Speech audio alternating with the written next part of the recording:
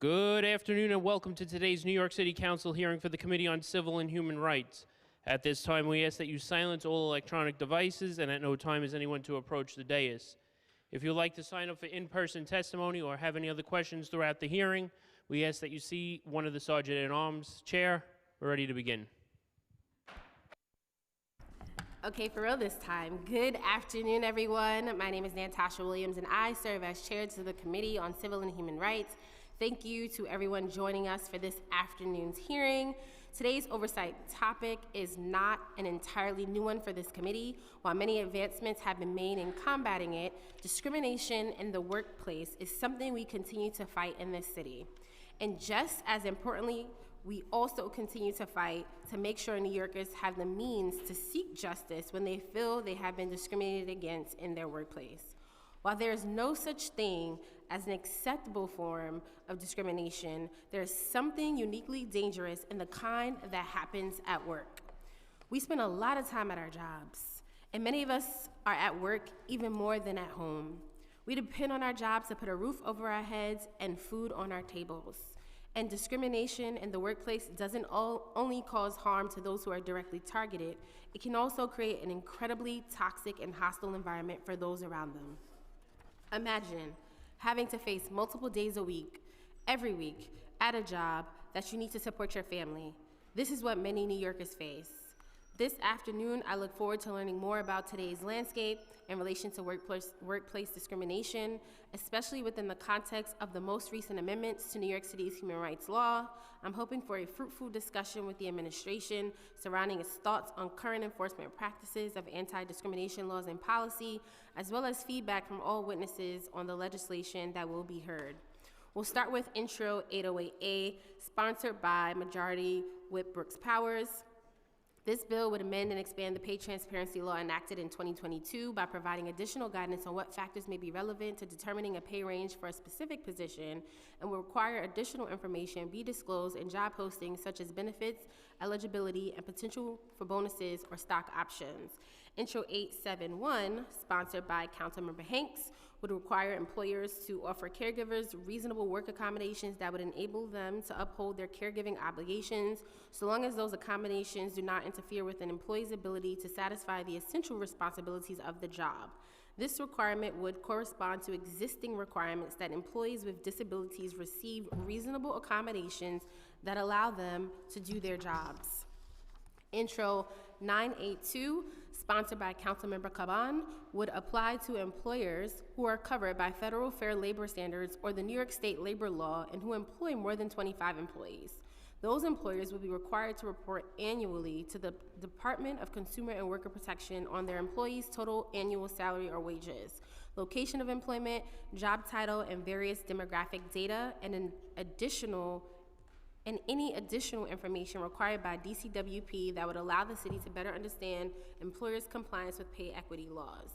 Intro 984, sponsored by Majority Leader Farias, would require the Office of Data Analytics to work with DCWP and CCHR to publish an annual report analyzing data on pay equity in the private sector. Lastly, we have my bill, Intro 1064. This bill aims to increase transparency around promotional opportunities in the workplace. It would require employers to make reasonable efforts to disseminate information about promotional and other job opportunities to their employers on the same day and prior to the date that the employer makes a hiring or selection decision. Within 30 days, employers would be required to disseminate the following information to employees who would work regularly with the selected candidate. The name of the selected candidate, the candidate's former job title and new job title, and information about how other employees might demonstrate interest in similar opportunities in the future.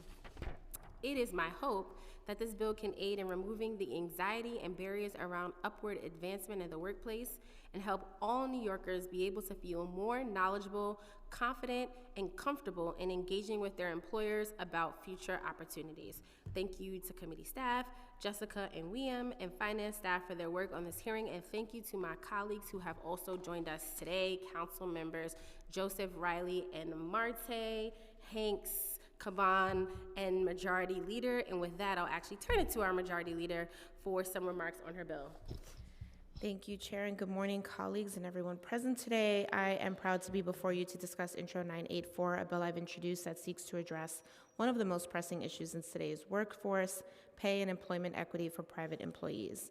This bill is part of our continued effort to ensure that all New Yorkers, regardless of their background, race, gender, or any other protected class, are treated fairly in the workplace. I want to extend my thanks to the co-prime sponsors of this bill, including co-primes Majority Whip Brooks Powers and Councilmember Tiffany Caban, whose bill Intro 982 is also being considered alongside mine. Together, these two bills aim to shine a light in the disparities that persist in the labor market and provide actionable data that would help us close the wage gap and create more equitable workplaces. We all know that wage transparency and equity are crucial for addressing systemic inequities. Women, particularly women of color, immigrants, and working class New Yorkers, continue to face wage gaps and employment disparities. It is unacceptable that in 2024, women still earn significantly less than men for the same work, with Latinas, Black women, and other women of color experiencing even larger gaps. These inequities compound over time, affecting families, communities, and our local economy. For working class people, pay inequity exacerbates the struggles they already face: high housing costs, healthcare expenses, and the challenge of raising a family in one of the most expensive cities of the world. Without transparency and accountability, these disparities remain hidden, making it difficult for workers to advocate for fair compensation or for policymakers to effectively address the problem. My bill, Intro 984, would require the Office of Data Analytics, working with the Department of Consumer and Worker Protection and the New York City Commission on Human Rights, to conduct an annual study on pay and employment equity among private employers with 150 or more employees. This study will examine disparities based on the protected classes in our city's human rights laws, such as gender, race, age, and disability status, so we can clearly identify where the inequities exist. We are in ongoing discussions on employee sizes with advocates and look forward to hearing more from the public today. With this data in hand, we'll have the tools to hold employers accountable and to ensure that pay equity action plans are not only recommended, but also implemented across industries. My bill mandates that these findings be reported annually to the mayor and the city council, with clear recommendations on how to eliminate wage gaps and promote fairness in hiring and promotions. Thankfully, Councilmember Caban and I think alike, and I have had the same similar idea a little later than she did, and so I get the opportunity to co-prime on her Intro 982. Councilmember Caban's bill focuses on compliance with equal pay laws in regard to improving wage transparency by requiring employers to report specific wage and employment information to the Department of Consumer and Worker Protection. And as we have been in so many discussions with advocates, changes are currently also being considered on employee size, and we look forward to hearing that feedback today. This information includes job titles, salaries, and demographic data like gender and race, and will provide much needed transparency in the workplace. Together, these bills form a comprehensive approach to tackling wage inequity. Intro 982 creates transparency by bringing employer practices into the public eye, by collecting and anonymized data from employers, while my bill follows up by analyzing this data and ensuring that we take proactive steps to ensure disparities through informed policy. Wage transparency isn't just about accountability, it's about empowerment. When workers can see the numbers, they can fight for fairness. Wage transparency is one of the most powerful tools we have to close the pay gap. It allows employees to understand how they are being compensated in comparison to their colleagues, which is especially critical for women, people of color, and working class New Yorkers who have been historically paid less. Transparency brings these disparities to the forefront, forcing employers to justify pay differences and paving the way for fair compensation structures. Moreover, wage transparency promotes trust and fairness in the workplace. It ensures that decisions around pay, promotions, and benefits are based on merit and not biased against protected classes. With these two bills, we are taking a stand to ensure that pay equity is no longer a distant goal, but a reality for all New Yorkers. As a council, we must continue to lead the change and charge for fair and transparent workplace practices. Intro 984 and 982 are steps towards dismantling the systems that perpetuate inequity and inequality and advancing justice for working people across our city. I urge my colleagues to support these bills, not only because they're the right thing to do, but because our city's future depends on creating workplaces that reflect the values of fairness, equity, and opportunity for all. Thank you, Chair, for the time. Thank you, and now Councilmember Hanks, followed by Councilmember Caban for more remarks on their bills. Thank you, Chair. Good afternoon. I'm Camila Hanks, and I am proud to represent the North Shore of Staten Island. Thank you for the opportunity to hear Intro 871 before the Civil and Human Rights Committee. I would like to begin by expressing my gratitude to Chair Williams, this committee, and my co-signers for convening this hearing, and for her leadership on these issues affecting New Yorkers, their workforce, and families. I'm here today to speak in support of Intro 871, a bill I introduced last spring that aims to provide critical support for parents and guardians who serve as primary caregivers to individuals and registered permanent disabilities, including autism. This legislation seeks to ensure employers are provided with reasonable accommodations, such as remote work options, flexible schedules, to caregivers who face unique and often overwhelming challenges. New York State recently became the first in the nation to guarantee paid family and maternal leave. This council has consistently led the way in advancing worker protections. This bill would be the first in the country to mandate flexible scheduling and remote accommodations for caregivers with individuals with autism. Staten Island has the highest rate of autism per capita in the state and one of the highest in the nation. For many of caregivers, balancing work and caregiving is extremely challenging, and often requiring them to use their own sick or vacation time to care for their child. As you will hear today from Richard Quinn, a City Department of Transportation worker and single father to Sean, affectionately known as Shawnee Bear, a nonverbal young man living with autism. Like many parents and guardians of children with autism, Richard faces constant challenges providing certified care aides to support his son's needs. Currently, Richard is working from home because his certified aide is out with COVID.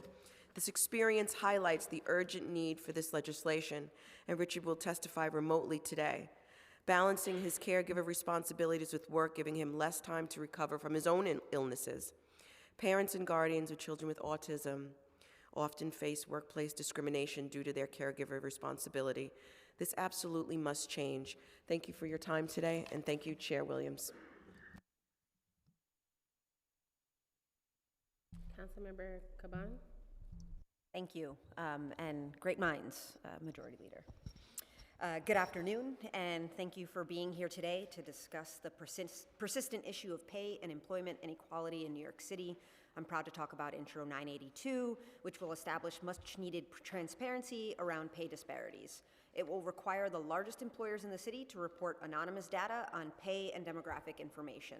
While in line with what advocates have requested, it will apply only to businesses with 100 or more employees. Its impact will be outsized. Along with Intro 984, sponsored by our Majority Leader, it will allow us to shine a light on the ongoing pay gaps across race and gender in our city. Thank you, Chair Williams, for uplifting this bill, and to the Majority Leader, Councilmember Farias, for your partnership and leadership. Thank you, Majority Whip Brooks Powers, and all the council members who have already signed on. By requiring big businesses to report pay data, we're taking a bold step towards wage transparency, and we are also positioning New York City as a national leader in the fight for gender pay equity. That's immensely important at a time when the Trump administration is threatening to dismantle the anti-discrimination protections in federal agencies like the Equal Employment Opportunity Commission. The cutting-edge data collection provided for by this bill, which is already being done in the UK and parts of the EU, will generate crucial information for identifying patterns of inequality and ensuring that large employers are held accountable. The ripple effects of this will be profound. We must continue to prioritize fairness, accountability, and equity, and New York City has the opportunity to lead by example, and with your support, we can make that vision a reality. Thank you, and thank you again, Chair. Thank you. Last but not least, Majority Whip Brooks Powers for remarks on her bill. Thank you, and good afternoon, Chair Williams, colleagues, advocates, and members of the public. I'm honored to present Introduction 808, a crucial step forward in our ongoing work to ensure pay equity and transparency for all New Yorkers. Despite progress, wage disparities persist, especially for women and communities of color. Women working full-time earn just 84 cents for every dollar earned by men, and the disparities are even greater for Black women and Latinas, who earn 64 and 54 cents respectively. These gaps are more than statistics, they are barriers to economic security. housing stability, and intergenerational wealth building. Excuse me. Introduction 808 builds on the existing wage transparency law by requiring that job postings include not just salary ranges, but also comprehensive information about benefits like health insurance, bonuses, and retirement plans. By mandating that pay ranges be accurate and justifiable, we hold employers accountable and empower workers to negotiate fairly. This bill also requires employers to retain written records justifying deviations from posted pay ranges for 3 years, ensuring consistency and transparency in hiring practices. These measures not only promote fairness, but also fosters trust in the workplace. I am grateful to Chair Williams for convening today's hearing, my colleagues for their support, and the advocates who have long championed pay equity. Together, we are taking a significant step towards eliminating systemic inequities and building a workforce where everyone has an equal opportunity to thrive. Thank you. Thank you. And now I'll turn it over to committee counsel to administer the oath. Thank you, Chair. Good afternoon. Welcome. My name is Jessica Boulay. I'm counsel to the Committee on Civil and Human Rights.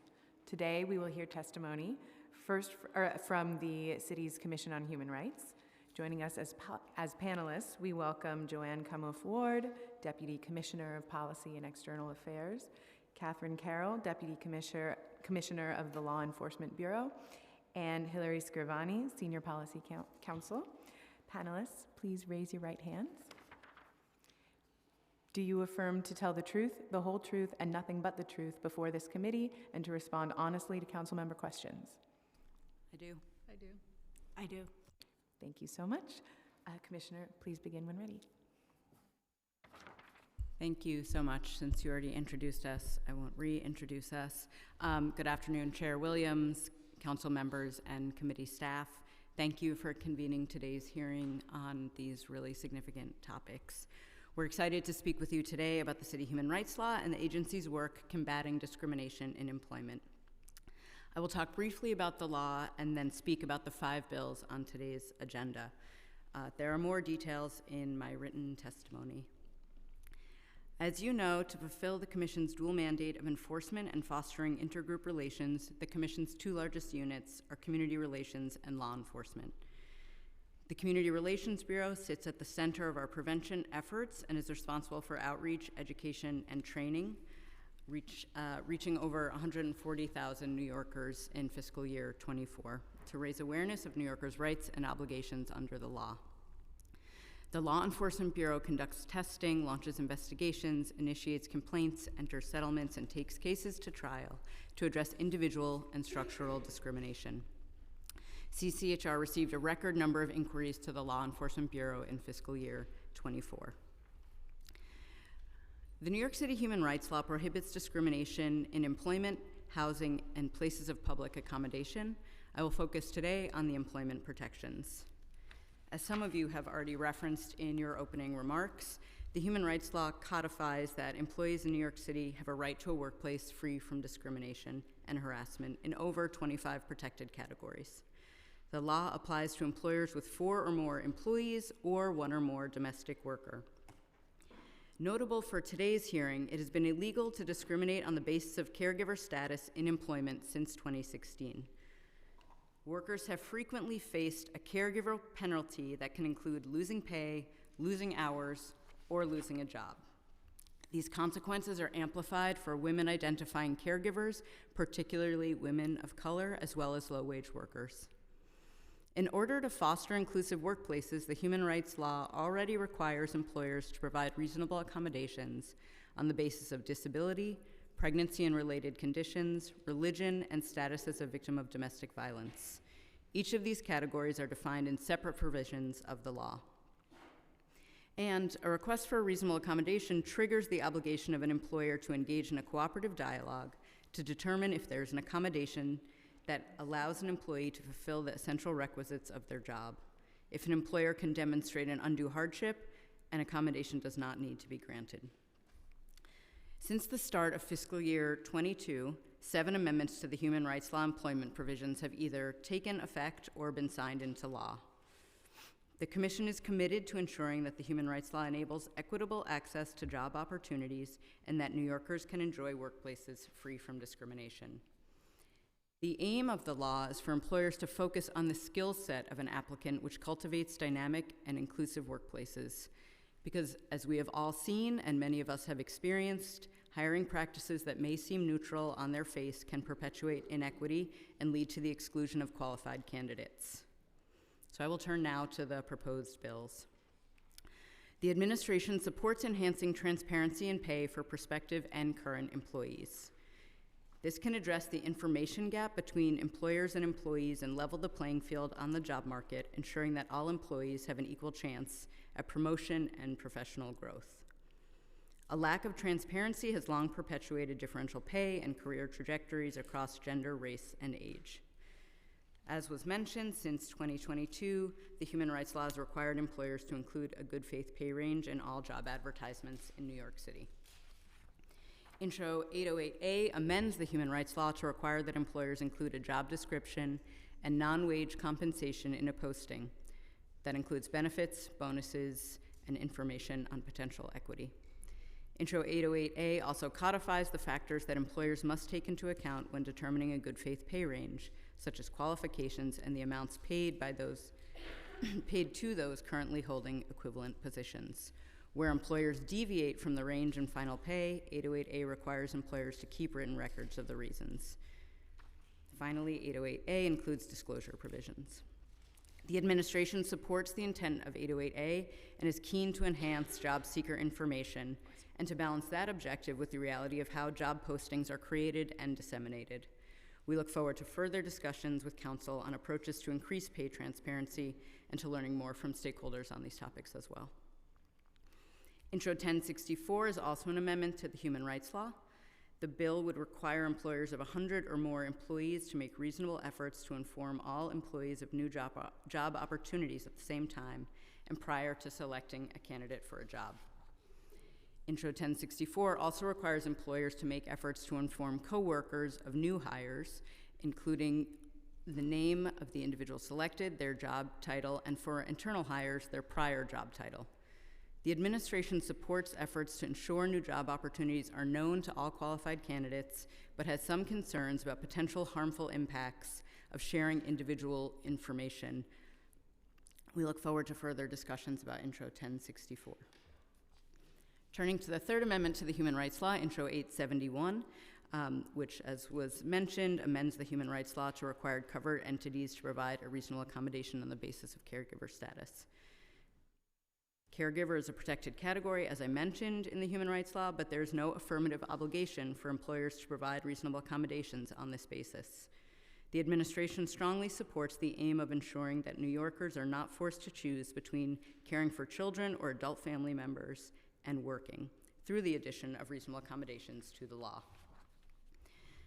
Legislation that promotes the ability of caregivers to meet their job requirements without unjust consequences has been explored by the Commission for several years and has the potential for significant positive outcomes for New Yorkers.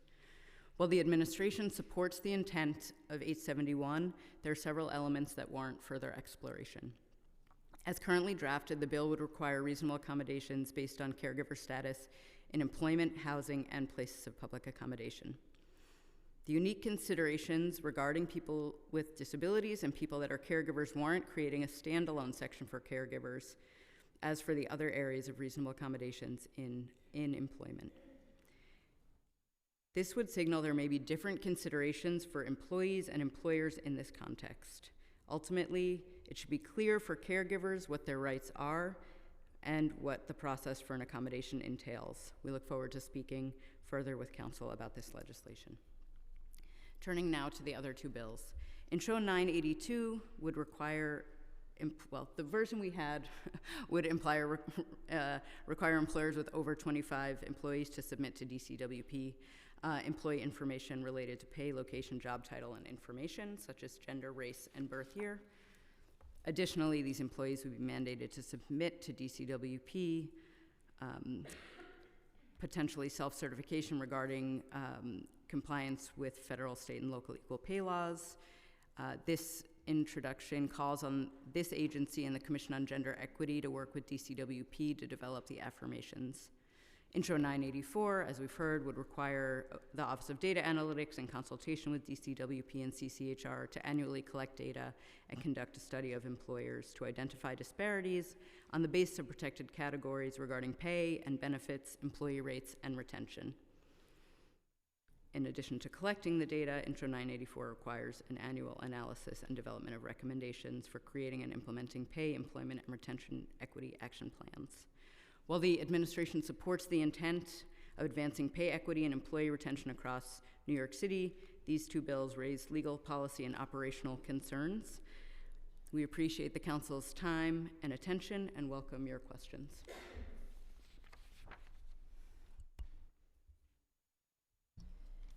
Thank you.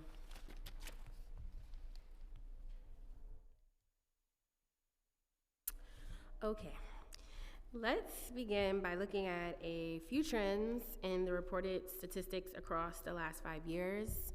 According to CCHR's annual reporting since 2020, employment-related inquiries are consistently a leading source of inquiries. Employment-related inquiries comprise between 12 and 20% of all inquiries received by the Commission from FY 2020 to FY 2023, peaking in FY 2022. However, in FY 2024, CCHR reported that the number of workplace-related inquiries dropped to only 9% of the total complaints received by CCHR. That is roughly a 40% drop compared to the 5-year average and also compared to pre-pandemic rates, all of which hovered around 15% of total inquiries. This was true not only in relative terms, but also in absolute numbers. Employment-related complaints in FY 2024 were 30% lower than the preceding 4-year average and the pre-pandemic average. That's a lot of numbers. Hope you were following that. Is CCHR aware of what might have caused such a significant drop in workplace-related inquiries in FY 24? And in CCHR's view, is the drop in inquiries likely to represent an actual decrease in discrimination incidents in the workplace, or is there a possibility that this reflects underreporting or another underlying change?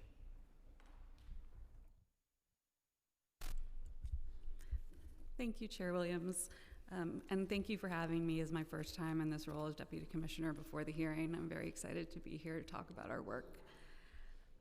I think that you're exactly right in talking about underreporting. It's not our position that as the statute has been broadened that people are complying with it more likely than not that it's underreported due to other circumstances that are going on in a person's life. I think typically we recognize that it's not someone's priority always to report discrimination when they have other issues such as being unhoused or having housing instability or worrying about having a job, that they report discrimination after all of that. Okay, the next question is, did the drop in employment-related inquiries occur in relation to a specific type of complaint or in relation to a particular protected class, or was it evenly distributed across the board? We continue to see disability and retaliation as being the top two back and forth over this 5-year period in terms of complaints filed. And then in terms of inquiries, we've seen a spike with amendments such as the amendments to the Fair Chance Act and then amendments to salary transparency. The Commission reports that employment-related complaints comprise over 60% and sometimes over 70% of all complaints filed every year since FY 2020. That's a lot. Why does such a high percentage of employment inquiries reach the complaint stage compared to other types of complaints? I think for first off, the number of protected classes in the employment jurisdiction is higher than any of the other jurisdictions, and it has been continually amended over the last 5 years to expand those protections as opposed to the other areas of our law. Does CCHR track its success rate for employment-related claims brought before oath? If so, what is it? Thank you for that question. It's very exciting when I get to talk about our litigation work because it's the fun part as a lawyer, what we get to do.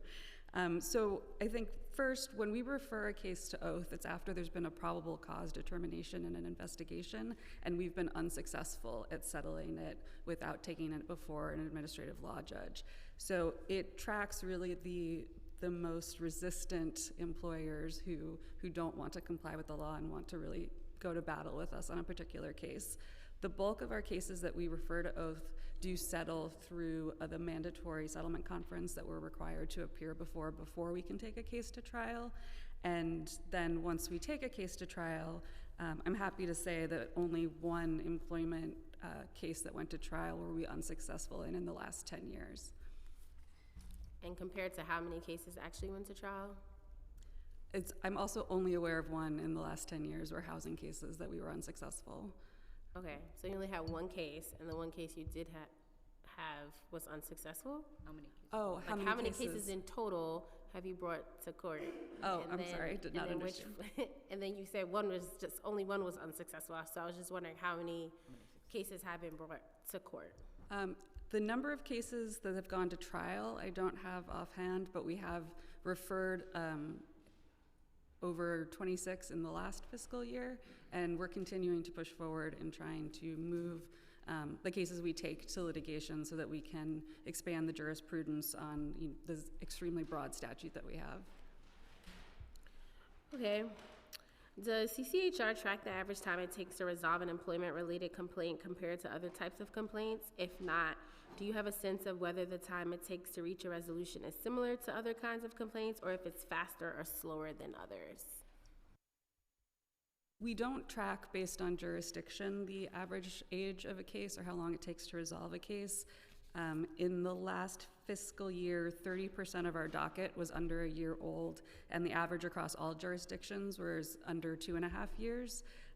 I would say anecdotally, the majority of our pre-complaint work is done in the housing space, so it's likely that our length of investigations for employment cases is longer than housing.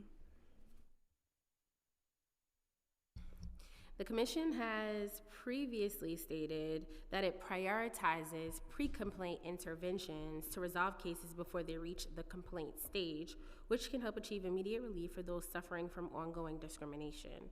However, the share of employment-related pre-complaint interventions dropped significantly in FY24, both in absolute numbers and as a percentage. For example, there were more than 115 pre-complaint interventions related to employment in fiscal years 2019 and in 2020, but only 8 in FY23 and 6 in FY24. Can you tell us what led to that drop? To explain a little bit about our pre-complaint process, when we evaluate whether a case is a good candidate for that, we look at our likelihood in being able to be successful in doing a pre-complaint intervention into whether we will choose to take it down that path or not. In FY22 and FY21, as people were returning to work and there were more requests related to COVID and remote work, we had a sense that that was an area where we could get involved with pre-complaint work and be very successful in helping employers and employees navigate the return to work and how it interplayed with disability. As we've moved past that, we've really been focusing the work on source of income and disability and housing, because it's an area where there is still very concrete and absolute violations that are occurring, and so we're able to turn around a negotiation more quickly. In the employment space, there's a lot more nuanced and insidious discrimination that requires a full investigation for us to move forward on. But we are exploring other ways to increase our pre-complaint work as the agency's continuing to move forward.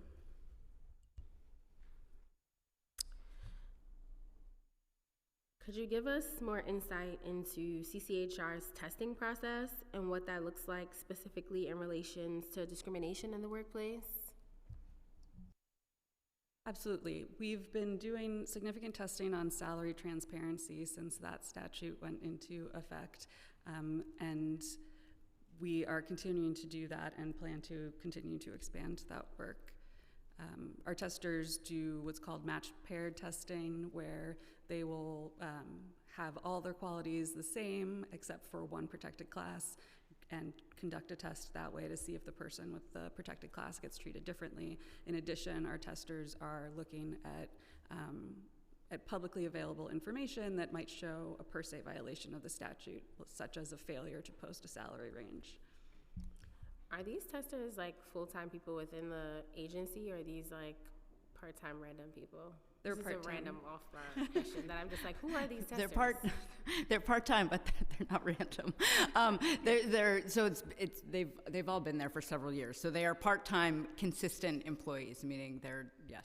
So Do they have to they go are through like trained the in that. same arduous process of like city employees, or like were they quickly hired? Like, how does that work? Like, are they like bona fide city employees, or do they operate like more like consultants?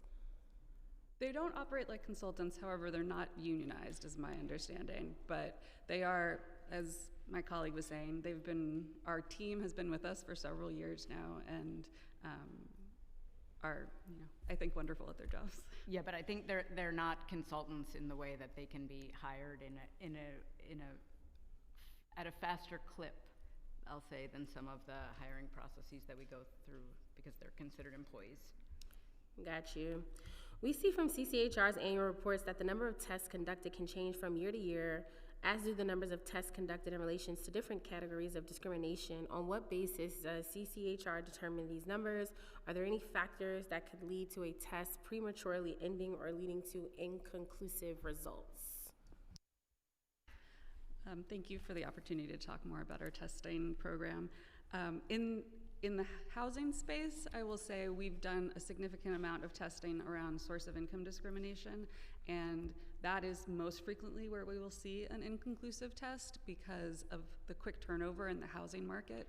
If we have two people who are calling the same broker or landlord, for example, sometimes only one of them will get through because apartments fly off the market so quickly, and so that is what we refer to as an inconclusive test. In the employment space, when there are amendments to the statute, we like to focus testing because sometimes there is a gap in how quickly the public is fully aware of what their rights are. And so as an agency, we proactively try to look at the protected class that was added to the statute most recently, so that we can gauge enforcement and compliance without solely relying on complaints from the public. Yeah, I did like some testing, source of income testing, and it was really hard because no one really answered. So yeah, that makes sense.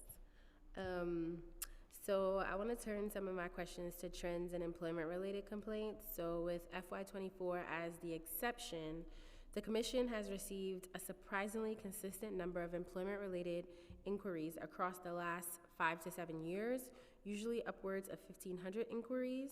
Yet CCHR's jurisdiction over different types of discrimination in the workplace and the categories of people who benefit from anti-discrimination protections in the workplace have increased significantly in those years. How have the types of inquiries received by the Commission changed over recent years, and how have they remained consistent? So in terms of complaints that we've filed, we've remained consistent with disability and retaliation being the top two in employment. However, in the last 5 years, with the amendments to the statute, first amending the fair chance provisions, we saw an uptick in inquiries related to conviction record and arrest record. And then similarly, in the last 2 years, we've seen an uptick, or we've seen salary transparency be at the forefront because it was the most recent amendment, is our assumption. Yeah, so is it fair to say that that when we pass these laws, it's like maybe like an adjustment period of people realizing that this is a particular protection or a particular thing that they have to do in the case of salary transparency? It's like an action, like when they post a job description, it has to have a range. But like, so do you think it's just a case of like people getting acclimated to the law and it like tapers off? I think that there's also a learning curve on members of the public about what states a complaint or a claim that we can actually file, as opposed to what feels like might be discrimination. So our inquiry stage, we really encourage members of the public to reach out to us whenever they feel they've been discriminated against, so that we're not creating a barrier to them coming to us. And then we have a conversation with them to analyze whether it falls under our statute. And I think when there's publicity about bills, but maybe not about the full detail of them, we get a lot of inquiries, and then our hotline staff are doing some of that one-on-one education as they're explaining to people who call who think they've been discriminated against whether they may or may not state a claim. So I know you said that disability and retaliation are the top two. Do you think there are any other important developments related to discrimination, employment-related discrimination inquiries and complaints in recent years? So, you said salary transparency. Maybe you kind of already answered this, but just looking for anything else that you can provide around important developments in employee-related discriminations outside of disability, retaliation, and I suppose salary transparency right now in this moment might be mixed into that. I think I would imagine that with the amendment to the statute related to fair chance housing, that we'll see another uptick in criminal conviction and arrest record as we do the education around that piece. And I think we've continued to see reports on gender-based harassment grow because of the statute of limitations extension. So it's not necessarily reflected in the complaints filed, but in terms of what we're seeing, more people are able to file those complaints because of the extension of the statute of limitations to 3 years for those claims. Thank you. I know some of my colleagues have questions and need to go, so I will pause on my questions to turn it over to Councilmember Caban, who has some questions on her bill.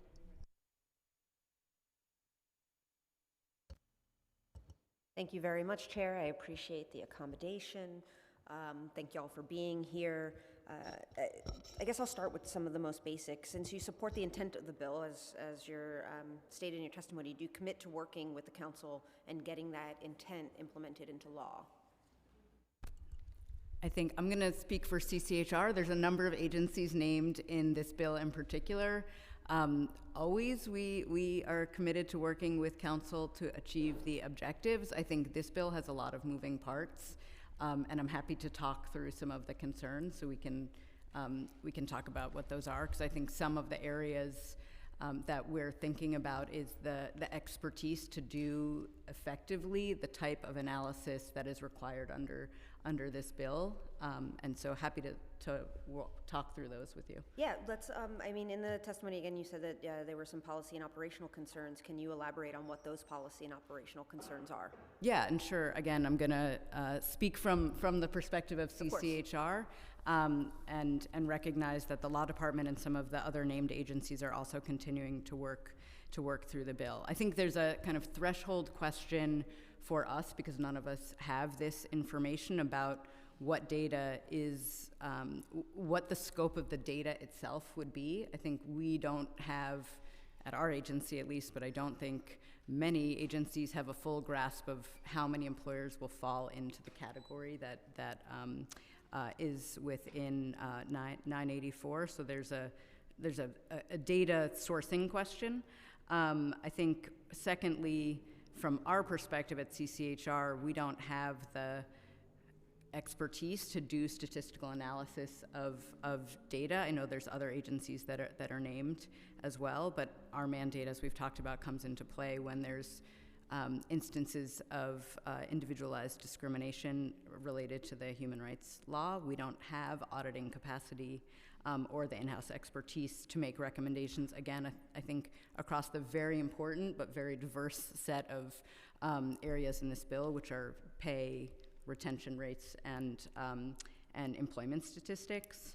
I think one thing, this is the third piece that I'll point out, it relates to the actual protected categories in our law. I think the data that is in our read that is asked for across protected categories, some of that information employees do not want to share with their employers, right? There are things like religion, there are things like sexual orientation that are protected categories in our law that a lot of employers don't collect, and even if they were collecting it, I don't know that it would be accurate to base a study upon. So I think you mentioned gender. You mentioned 3 categories in your opening remarks. I think the way we've read the bill, it's much more extensive than that. So would want to think about what does that mean for employees. May I briefly follow up, Chair? Thank you, I appreciate it. I mean, one, I get the sense that it doesn't seem like it would be impossible to figure out how many companies, employers would be affected by this, and I do want to highlight the fact that there are other agencies that would be involved here, but more specifically, would raising the floor for coverage from companies with 25 employees to 100 employees ease some of those concerns? I think likely, and I don't think it would be impossible. I think I'm speaking from this perspective of data that we have or are aware of. And then I would just finally, as a more broad question for y'all, and I'll leave it here, just to double down sort of on the importance of this. In y'all's view, how does race intersect with gender in shaping the pay gap in New York City? And are there disparities within the gap based on race and ethnicity? And what are the long-term economic and social consequences of the gender pay gap in New York City? How does it impact women's financial security, their overall well-being, and the city's economy as a whole? Yeah, I mean, I think we are generally aware of the wide reports of gender disparities and pay disparities. From our agency perspective, that's not something that we have data on other than when it comes to us in an individual complaint. But I hear the emphasis of the bill, and I think we recognize pay equity is a huge issue for lots of New Yorkers, and I think because it's so significant, it's going to take multiple stakeholders to solve. That includes likely CCHR, other agencies, and potentially members of the private sector and other actors as well. But you agree that those lots of New Yorkers, that bucket of people includes a majority of women, people of color, and the intersection of other. Yes, I agree. Those are the most impacted individuals. That's great. Thank you. And I know you do. I just wanted to make sure that that was on the record. Thank you, Chair. No problem. Majority Leader? Thank you, Chair, and I'd like to associate myself to the questions and responses of Councilmember Caban. I think the main goal of what we're trying to do here with at least this package, or one of the main goals, is to make sure that beyond Equal Pay Day, that we get to celebrate all as women in this sector for, on behalf of a lot of people, but particularly the days throughout the year that we're celebrating, and trying to raise awareness around the wage gap and equal pay, that we're doing in our capacity where we can, both in the public sector, which we've done a lot of work around, but also in the accountability part of the private sector as well. So Councilmember Caban already asked questions around your testimony that I had as well. I'm just going to ask a couple questions regarding to the hiring or the requirement of the hiring of new staff. I think both Intro 808, 871, and 984, my bill, would all require hiring new staff. So roughly speaking, how would you folks anticipate that each law would affect CCHR's caseload? For example, would each one be expected to generate a lot or relatively few new inquiries or complaints? So I think when we're talking about there's the 2 or 3 that amend the human rights law, right? Caregiver, pay transparency, and 1064, which I don't have a good name for at this time. I think each time the human rights law has been amended, and Chair Williams has heard me say this many times, so she will not be surprised, our staff has stepped up, and with our existing capacity, we handle those complaints. And I will say a huge part of our efforts at compliance with the human rights law is also something that we've alluded to, the prevention piece. So for every amendment that impacts the rights and responsibility of New Yorkers, we get the word out. And we've done that consistently with all of the amendments that we're talking about today, and would do so if the law was amended. I think, as we've said, we can always do more with more, but we feel very confident in the ability of our staff to handle some of these complaints. I think 808A in particular is largely something that is already covered by our law. We've seen an uptick in inquiries in that area. We think that trend could continue, but it's something that we've been able to handle. And I think when we look at 871 and caregiver accommodations, it's an area where our staff has deep expertise already, given the 4 areas of reasonable accommodations that already exist. Okay, thank you. I mean, with the upcoming, budget discussions that we'll be having, I think most of us here, if not all of us here, do not want the prevention of hiring new people to prevent bills that we think are necessary for the city to be implementing and passing. So I say that to say where there could be advocacy to expand beyond, not just to make the ease better for your staff, but also to anticipate some of the needs that the council is asking for. If I can ask one question, Chair. And then this is just the cost estimate provided by OMB for Intro 984. It's estimated that CCHR would require $310,000 annually to fund 3 new staff members for a unit focused on pay and workplace equity. Just wanted to verify if that's correct. Yeah, so the fiscal impact statement that we submitted as part of this new process is definitely a preliminary assessment that really looks at the 4 corners of the bill. So what happens during the process, if this bill is to move forward, is we then assess, are these activities that can be handled by current staff, and adjustments are made. So I think we've already mentioned today on the record that there's going to be changes potentially to these bills. So undoubtedly the fiscal impact statement will change throughout the budgetary process. Okay, and has CCHR created any specialized unit for implementation of specific portions of the human rights law in the past? So there have been some areas where we have had specific teams focused on an area of the law. I think we are at our most nimble when we have staff that can move across areas and really respond. As we've already identified in this hearing, there are trends that happen when the law changes. There are trends like COVID that no one is expecting, and I think it's helpful to be able to respond to those things as they happen. But I don't know if you have an addition there. Okay, thank you. That's the last question I have. I do just want to reiterate it. We hope this is a priority for the administration. Like, equal pay transparency, wage equity is something that is concurrent. It's something that, we have to have awareness days around. It's something that we're consistently fighting to find both public sector and private sector employers to help us in the fight for it. And, I hope in this upcoming cycle we can utilize these bills, but also advocacy on behalf of the upcoming budget to get more support to create spaces where we can focus on this, cohesively. So thank you for the time, Chair. No problem. Councilmember Hanks. Thank you so much, Chair. Thank you so much. I just have a quick question and just wanted to hear it in layman's terms in plain English, because the testimony is a little, I can't really understand it, so maybe everyone else can't understand it either. So when you talk about how the administration supports the intent of my bill 871, you go into talking about the several elements that warrant further exploration. I just want to understand in plain English, what would that further exploration be, and how do you see us going forward and coming to an agreement? Easy peasy. Thank you for your question, Councilmember Hanks.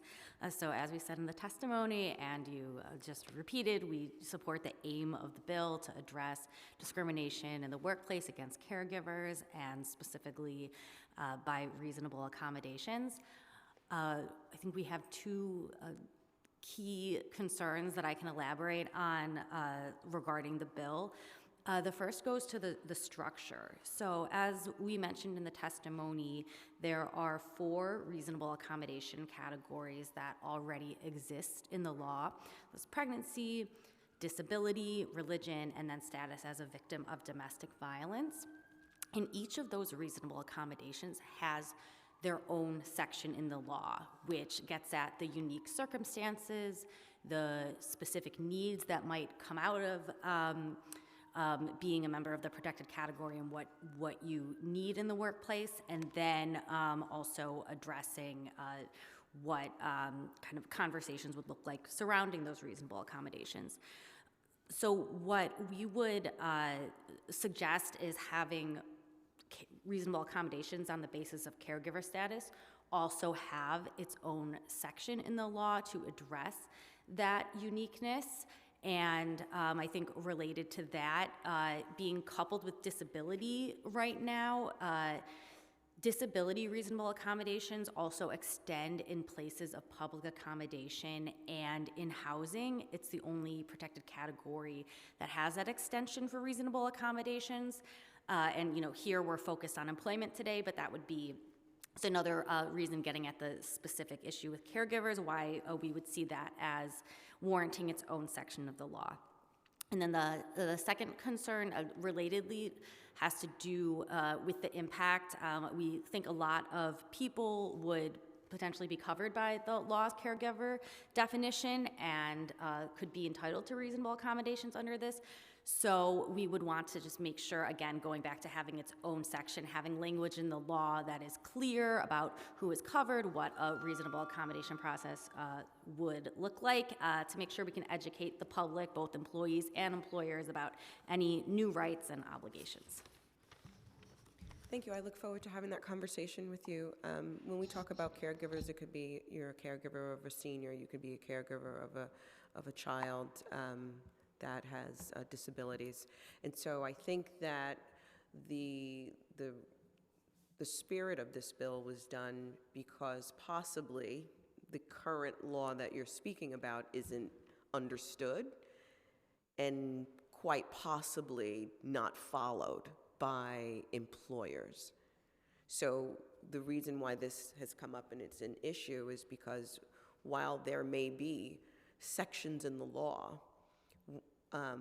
we're not entirely sure that employers are adhering to those sections of the law. So I think we need to be a little bit more specific.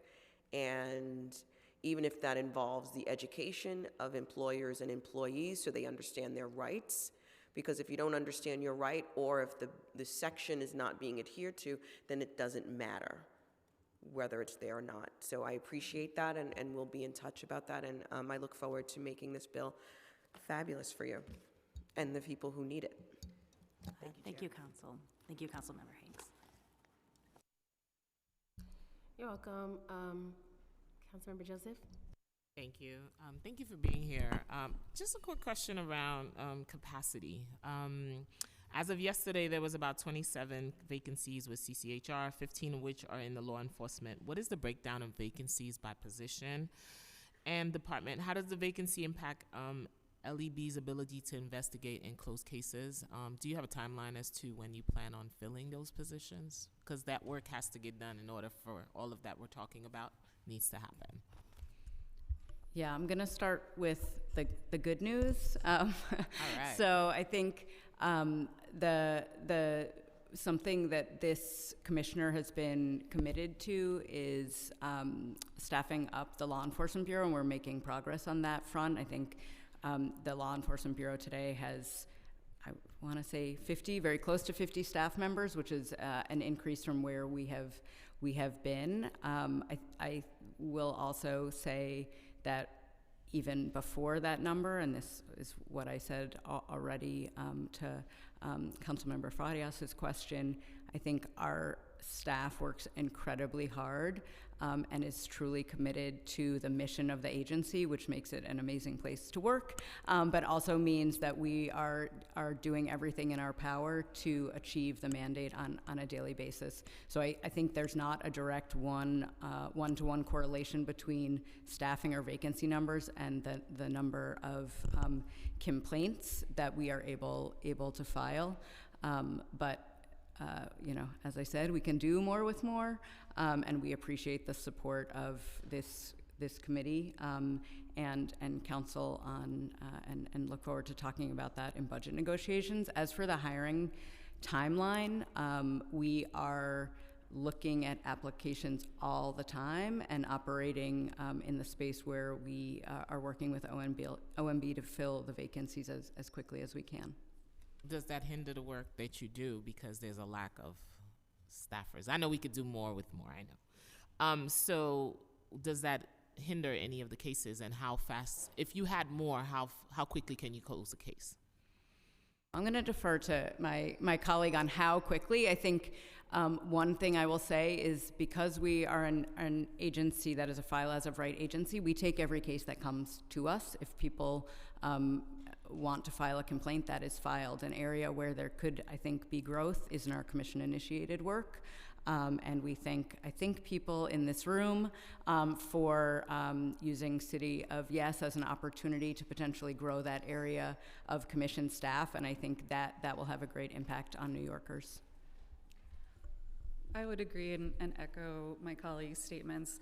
A lot of our process requires cooperation from both sides, and there's not a lot, no matter how much staff we can do, that we can get folks who don't want to work with us to work with us. So it really does allow us to look at more systemic problems from an agency perspective, rather than having to focus solely or mostly on the cases that have come to us by the public, because that is our underlying mandate.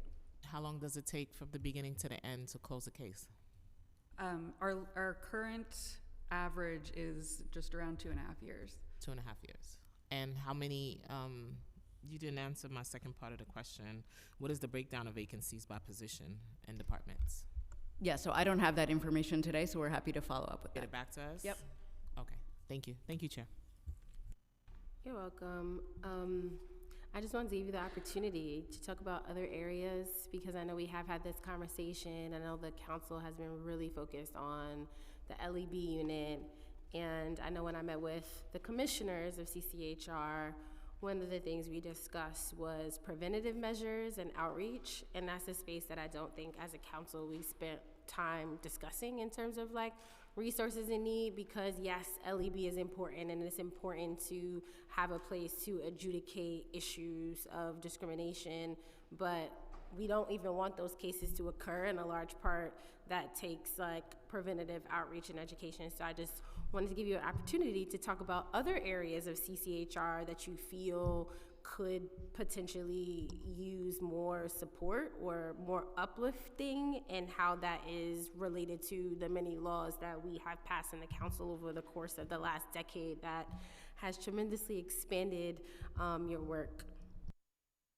Yeah, no, I think it's a great question, and I think I am constantly impressed by the outreach and reach of our agency, and I think we have really leveraged and want to continue to leverage partnerships with community-based organizations and with council people. I mean, this is a little bit of a double dip because I'm still talking about LEB here, but one of the things that we have started to do as an agency is when we go to resource fairs and we're working with folks to have resource fairs on particular issues, to have LEB staff in the room, because I think the idea of community outreach and filing complaints go hand in hand. So really thinking about how do we have greater synergies across the areas of work that are the center of our mandate.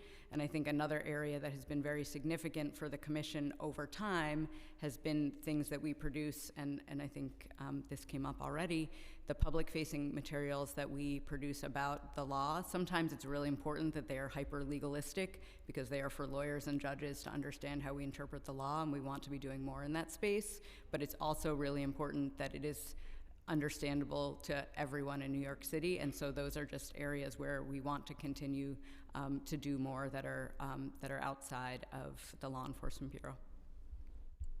Thank you. I have a few questions from the majority whip who had to leave. She wants to know what data does the commission have on current wage disparities in New York City across race and gender? Sorry, can you ask that again? I didn't catch the question. What data does the commission have on current wage disparities in New York City across race and gender? So we don't hold that information. Why? We only hold the information if it comes up in an individualized case where someone is saying they have differential terms and conditions on the basis of their protected category, then an investigation could surface the pay to comparators, but we don't have capacity to, or I think the mandate or possibility of requesting that information writ large from employers. Thank you. How has the implementation of wage transparency laws impacted these disparities since their enactment? Please ask that again. How has the implementation of wage transparency laws impacted these disparities since their enactment? I don't have a specific data-driven response to that question. I think what I can say from public reporting and from what we have seen anecdotally is that there's been a lot of compliance, which means that there's an increase in information for job applicants. So I think as part of a sea change of how jobs are being posted nationally, there's just more information of the hands of job applicants. And so I don't have data on how wages themselves have been impacted, and I think it would be early to try and figure out that answer, but I do think we see and have spoken both on a personal and professional level to lots of people who are excited to see this law so that they can make a choice on the front end about whether or not to apply for a job. I don't know if you... I would just add one thing about this particular provision of the law. The bulk of the reporting that we're getting is happening with anonymous tips because people are seeing ads and sending them to us. So we don't even have the demographic information about the people who are reporting the violation. So it is, to echo my colleague's point, still very early for us to be making that analysis. Thank you. How many complaints of non-compliance with the existing wage transparency laws has the Commission received since the law went into effect? Can you share some examples of enforcement actions taken against employers who failed to comply? And I might as well just ask the last question, which is, how would a bill like Intro 808 that expands wage transparency requirements impact the wage disparities we see in our city? So since its enactment or came into effect, we've seen 858 inquiries and 61 claims. I'm going to speak about. Yeah, so I will speak. I will speak on 808A. I think we have already stated that we support the aims. I think we see potential positives to having a range of relevant factors articulated. I think one thing that we have flagged just from an enforcement perspective is as soon as you have an enumerated list, employers or other covered entities will say, that's the only thing I need to consider, or you didn't say this was relevant, so maybe that's not relevant. That's how lawyers tend to operate. But I think we have seen other approaches in other jurisdictions that are percentages or some other kind of numerical band, which I think to CCHR does not reflect the reality of the size of businesses that we interact with, right? There's going to be different expectations, I think, for much smaller businesses than much larger businesses. So I think the factors will help in the future of the implementation of this law identify, what are employers looking at. It also gives more guidance to employers who I think often felt they were not sure what their range should include. Similarly, I think the record-keeping provision, it's likely going to be a burden on smaller employers. Again, I'm thinking of the very small employers covered by our law, but I think from an investigatory perspective, having a record of why something deviated from the posting will be helpful for our work, but also for future job applicants. I think the one flag that we had was just for the inclusion of non-wage compensation, the breadth of what that can entail, and balancing the job posting, which is increasingly like 4 words on Twitter or LinkedIn, and just thinking about ways that you can make that information accessible to employees or job applicants in a sort of accessible way, easy to find, not hidden somewhere, but maybe not all in job posting. That's something we'd want to hear from advocates about, because that's just a kind of anecdotal reaction. Yeah, I spoke to some business folks, and I don't know, and I know the bill was amended, so I don't know if this is still in there, but there was a conversation around, like, if someone gets hired and they pay them something that is outside of what the salary range is, like the reposting of the job seemed, it didn't seem like it was a thing that, one, made sense, or two, like, would would help job applicants who are looking on job boards if they already made the offer. So I was trying to, like, some of the things, it's like how does, to your point, like how does the employer record keep that information, and how can that information be used to support further wage transparency issues and or disparity issues? Because they gave an example of a woman who they interviewed for one position, and of course they used a woman as an example. So I understand this, but like they used a woman as an example that they hired, who they came in and she interviewed for one role. After speaking to this woman, they learned that she could fulfill all these other roles, and they started thinking about like how they wanted to like hire her, but that she probably should get a higher wage. And they felt like that this bill would not have allowed them to look at her independently and extrapolate and determine whether or not she should get a higher wage based off of the interview, and the fact that they were then now asking her to do other things that were almost like not completely, but somewhat outside of the job description. So I don't know how this factors into what you're saying, but that was like one of the biggest things that they mentioned. They mentioned other things, but that was the biggest thing that I found, was like, okay, that sounds like, if it really happened that way, it sounded, fair to kind of inquire how this would impact a decision like that in terms of the actual job description, because it's going back to the job description.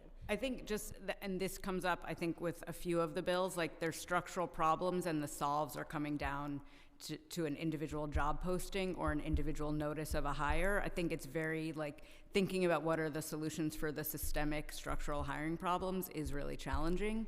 And I think there's some ways to build elements of transparency into what employers are doing that don't necessarily lead to an enforcement fix, right? Like if someone is getting offered a wage way below what's in a job posting, like that's a hard thing for like someone to report, and then we're going to react, and then the job's going to be gone.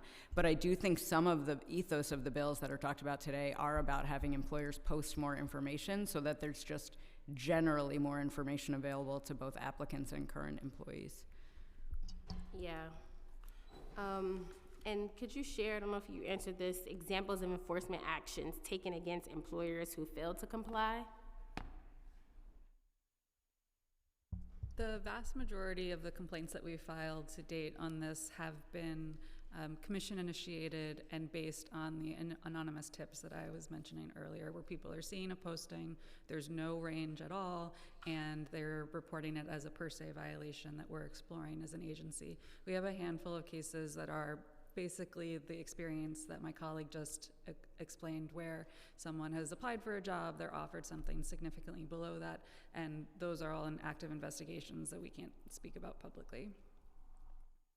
Okay, and like the enforcement, has there been any like real enforcement, or like just? Well, for the commission specific actions that might have been taken so far. So we've managed to close through conciliation processes the bulk of the commission-initiated cases by compliance through the notice requirement. So we've served the complaint that's given them 30 days to comply, and the vast majority of employers that we have served that on have complied, and those cases have been resolved. Has anyone like been fined or anything like that? I'm sorry, could you say that again? I was just saying, has anyone been fined? Not as of yet. We're imagining that that's going to be coming down the line as we're getting second, third reports. And then I have a question, like some of these like headhunters,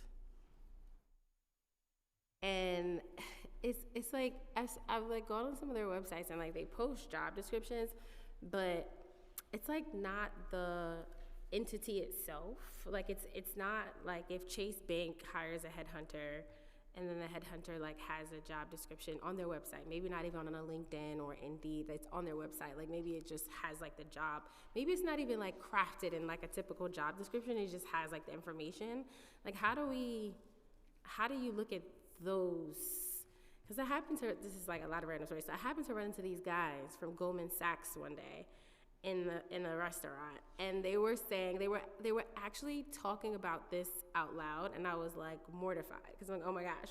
So then I went over and I started talking to them about it, and then they were saying that essentially like a lot of these companies are just gonna start using like these firms and do these like hidden hiring processes to not necessarily like comply with salary transparency. So I was just wondering, like, how are you thinking? And I know you've been seeing a lot of these different type of things, like especially the other issues with like the very large salary ranges, which is a little disingenuous. I'm just wondering like how you're thinking about this, currently adjusting them, and then like in the future, how you may think about like addressing those particular issues where they're kind of like finding ways to somewhat like skirt around the law.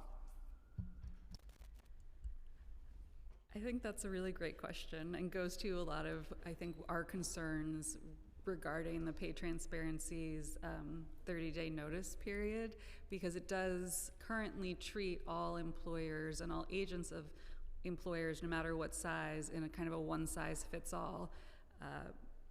I personally would have higher expectations for Goldman Sachs than perhaps the family that owns the deli on the corner of my street in terms of their ability to comply with the statute. As it relates to headhunters, it's not yet something that we've seen, although it does point to what we always see in anti-discrimination work, where initially we see very clear violations, and then we see those who don't want to comply attempting to find ways to get around the law. What you're describing sounds like it would still be a very clear-cut violation under our statute. We would consider any agent acting on behalf of an employer to be liable on their own behalf and then also on behalf of the employer.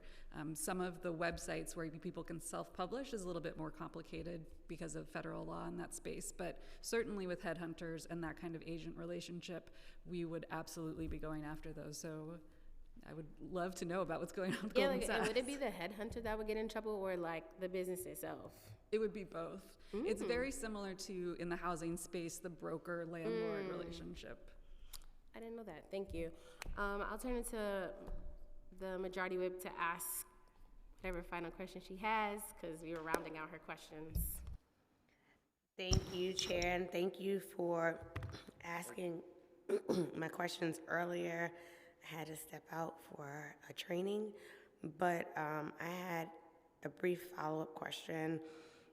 So you mentioned in testimony that a provision in Intro 808 requiring a written record when an employer offers a salary outside the advertised pay range would be helpful for your work.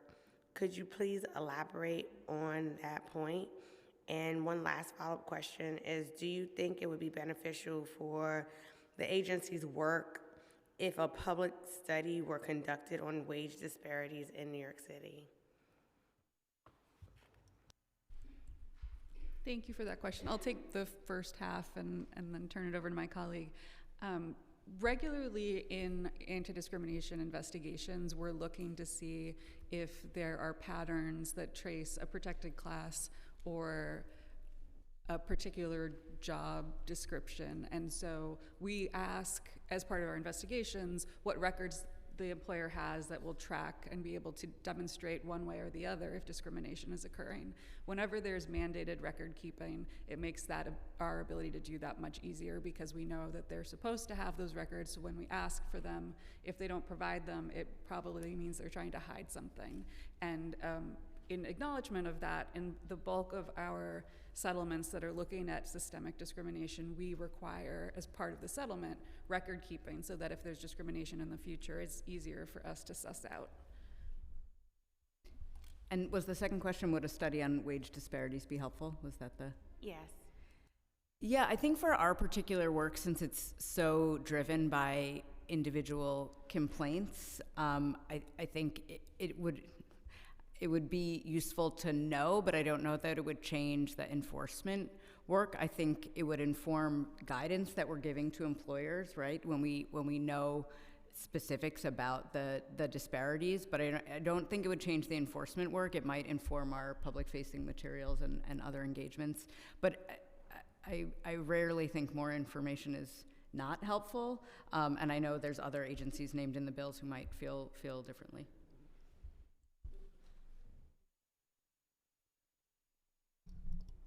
Okay.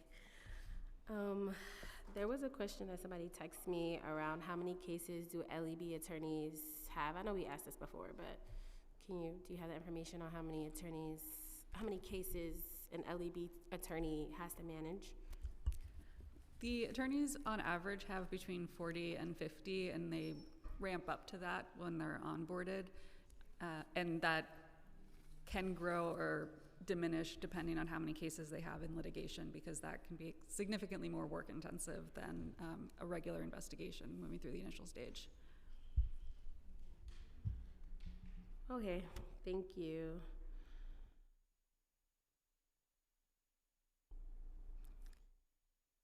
So I am turning my questions to trends in employment-related complaints.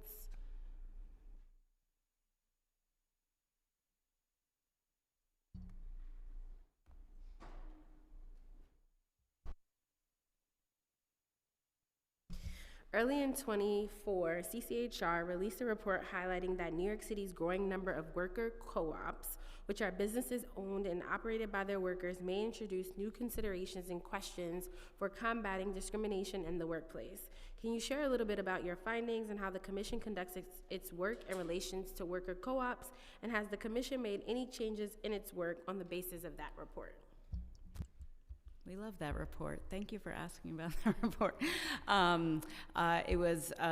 We, with the Center for Family Life in Brooklyn, received a very small grant to explore how to build trust and relationships between local government and worker-owned co-ops. And I think this is an area where Council has been very supportive through funding and other measures. So we worked together for a year with the Center for Family Life to bring worker-owned cooperative members to CCHR and hold focus groups, generally thinking about what is awareness of the human rights law. And I think it turned into what are people's experiences with human rights, which can mean a lot of different things to a lot of different people. This is a space where a lot of immigrant and a lot of immigrant women are turning for economic stability. So we partnered very closely. We held the focus groups in Spanish. And as the report was released towards the end, there were 3 recommendations that we made to ourselves. One was very much dependent on there being a second year of the project, which did not come to fruition, but 2 of the pieces are things that we're acting upon, and that is updating our trainings, especially things like our required sexual harassment training, to make it more accessible to individuals who are not sitting at a computer all day like some of us. And so we will be releasing an updated, kind of more tech-friendly version of the sexual harassment training, which is required for employers, for employees, including domestic workers, so that can happen and that people can share it with their employers more easily. And then I think the other piece where we've continued to work very closely with the Center for Family Life is around the protections in our law and doing trainings and outreach and education with Center for Family Life and their members. Thank you. Discrimination in employment can be particularly insidious for those dealing with language barriers or for employees who are worried about their immigration status. This is a really good question. Thanks, committee. And I'm thinking about this incoming federal government we have here. Can you please describe how the Commission works with people who prefer to speak a language other than English when making an inquiry or filing a complaint? I will let Kathy respond to that piece. I will say that our trainings themselves are offered in an array of languages, very much for the reasons that that many people prefer to receive information in another language. And I would say in the past year or 2, we've made special efforts to also reach new arrivals in languages like Wolof and others through working with CBOs and other sibling agencies, just very basic, these are your rights in New York City efforts. And so we are constantly thinking about language accessibility and other forms of accessibility in our work, but I'll let Kathy answer about enforcement. Are you saying that you all did do some forms of outreach at like some of the shelters and That's cool. A lot of it was, we did in shelters, but also a lot of faith spaces throughout New York City through our Community Relations Bureau. Specifically to like new migrants. In terms of providing services through the Law Enforcement Bureau, we have access to a translation service that we use whenever someone comes to us and requires to speak in a language that we don't currently have on staff. That goes for people who rely on ASL interpretation as well. And on immigration status, our law enforcement staff are instructed to never ask about immigration status. We take great pains to make sure that we don't have any records related to anyone's immigration status. Excuse me. If someone feels they've been discriminated against based on their status as being undocumented, we will treat that as a perceived protected class to ensure that there are no public records related to that. We continue to work with our general counsel and with advocates to certify for U visas where it's appropriate, but that's an entirely separate process from the law enforcement materials that might be subject to freedom of information lawsuits and other avenues that might make their immigration status public. How do you foresee this possibly changing in the next couple of months, or your office being impacted by things that may happen in the federal government? Because it's like we're like creatures of the state. States are somewhat creatures of like the federal government, and like I know our Title VIII laws and everything that governs your agency is somewhat impacted-ish by these other branches of government. So how do you perceive potential challenges and how we can enforce things? Like, is it that we need to just double down? Because I've been reading a lot of stuff about how municipalities and states are going to have to be even more diligent with this incoming federal climate? Or do you think, like, I don't want to say scale back because that sounds bad, but like how are you all thinking about this, and what do you anticipate as potential challenges? I think it's a both and. I think we need to step up talking about what the protections are in our city, and our agency and many others are already having these conversations. We're pulling together every training talks exactly about what the Deputy Commissioner was saying about what your rights are and what you should or should not be telling our agency. We're pulling together just trainings on that, everything that's about our national origin protections, so that those can be deployed in short order to people that need to know that. So I think it's getting the word out about the right of everyone in New York City to be free from discrimination. You can turn to our agency. I expect there will be some increases in inquiries, but then people are also going to be more guarded about reporting to government, right? Like, yes, we are able to differentiate that we are not the federal government, we are not the state government. That, I think, nuance is lost on people who are afraid of what the government is doing. So I think we will be relying heavily on the community partners that we already have and ensuring they know that we are here. I think it's hard to say what will happen with federal agencies akin to ours that currently receive complaints like the complaints we receive, but we will be watching that very, very closely.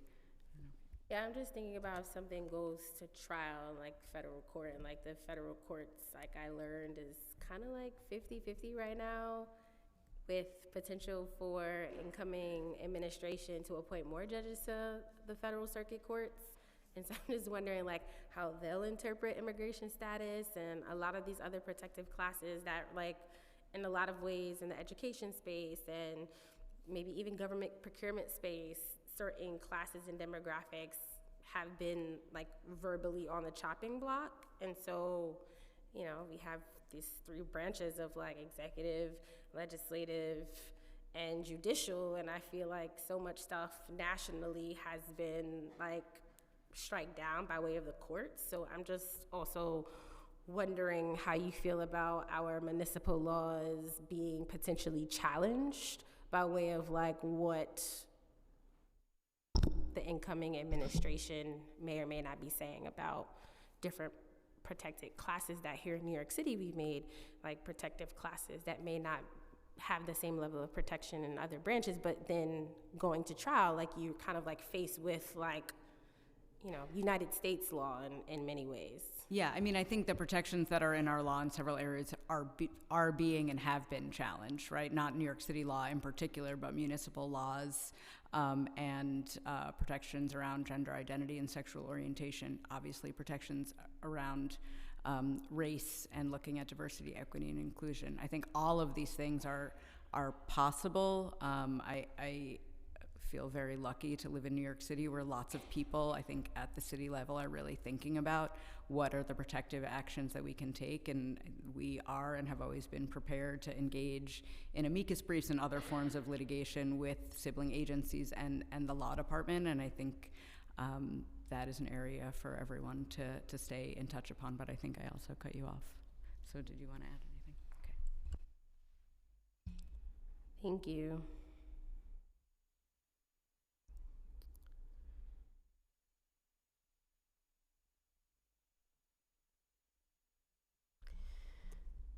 So, has the commission seen any major shifts in the number or types of employment-related inquiries from immigrants in the city? For example, many domestic workers may be recent immigrants. How many inquiries has the commission received related to the enactment of Local Law 88 of 2021, which extended employment protections to domestic workers? Great question. I was going to give a Staten Island shout out, but Hanks is not here. The signing of that law was one of the first things I did when I joined the commission, so I feel very tied to it. And my grandmother was a domestic worker and my mom was a healthcare worker. So I think a lot of the impetus for changing that law was a change in workplace culture and the recognition that employers have responsibilities. I think we feel very confident that there is a shift in how employers of domestic workers feel their responsibilities and what that looks like. I would say a lot of the focus in this area has been on education, outreach, and partnership. So we have at our agency a liaison focused on low-wage and domestic workers, who is really the focal point for working with organizations like NDWA, ADICAR, and others who are in this space. What we have been doing is being part of something called the Care Standards Board, which is an effort to create sort of workplace standards. This is not a litigation effort, right? It's thinking about how do you take the protections like what are in the human rights law and discuss them with an employer to ensure that workplaces are actually dignified and safe for workers. I think we have not seen a huge uptick in cases from people in the domestic worker space as a result of this law, but I also think that's not a surprise. I don't think litigation was the aim of changing the law. I think the other thing I will just say is we had, before this law went into effect, some types of domestic workers were filing cases with us. I think the numbers have not shifted significantly since the law changed. Anything to add? And just a quick question. I was thinking about this before I went on my whole tangent about this incoming administration. The access to language that you have, is it like that language bank that all agencies have access to?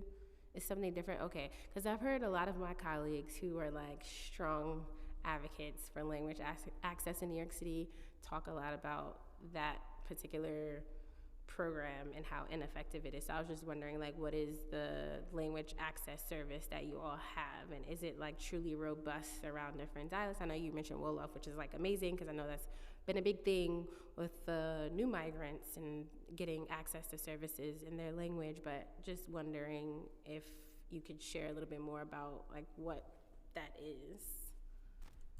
Sure. So there are, I think, two pieces depending on the type of work we're doing. So for the Law Enforcement Bureau, in the last year in our annual report, we had an uptick in the number of intakes we had conducted in languages other than English. And we rely on the language services we have in-house for staff attorneys that speak additional languages besides English, as well as a private company that is a dial-in service. But as we need, I don't know that we've had a circumstance where we've looked for a language in that capacity and been unable to find it through the service that we work with. Then when, in terms of trainings, I don't know if you want to talk And about the service is the phone service? Yes. Okay, yes, that is a service that I've heard many of my colleagues complain about. So I don't know if you guys have any issues with that service. Has that service been helpful? It's the service we use is better than nothing, and it's having a phone conversation, phone translation is never going to be as good as having an in-person translator, but it does allow us to be nimble in being relatively responsive to when someone reaches out to us. We can have that conversation immediately rather than needing to have someone come in. And as we move cases to trial and there's more involved conversations happening in other languages, Oath does use in-person translators for the trials to make sure that nothing's lost in translation there.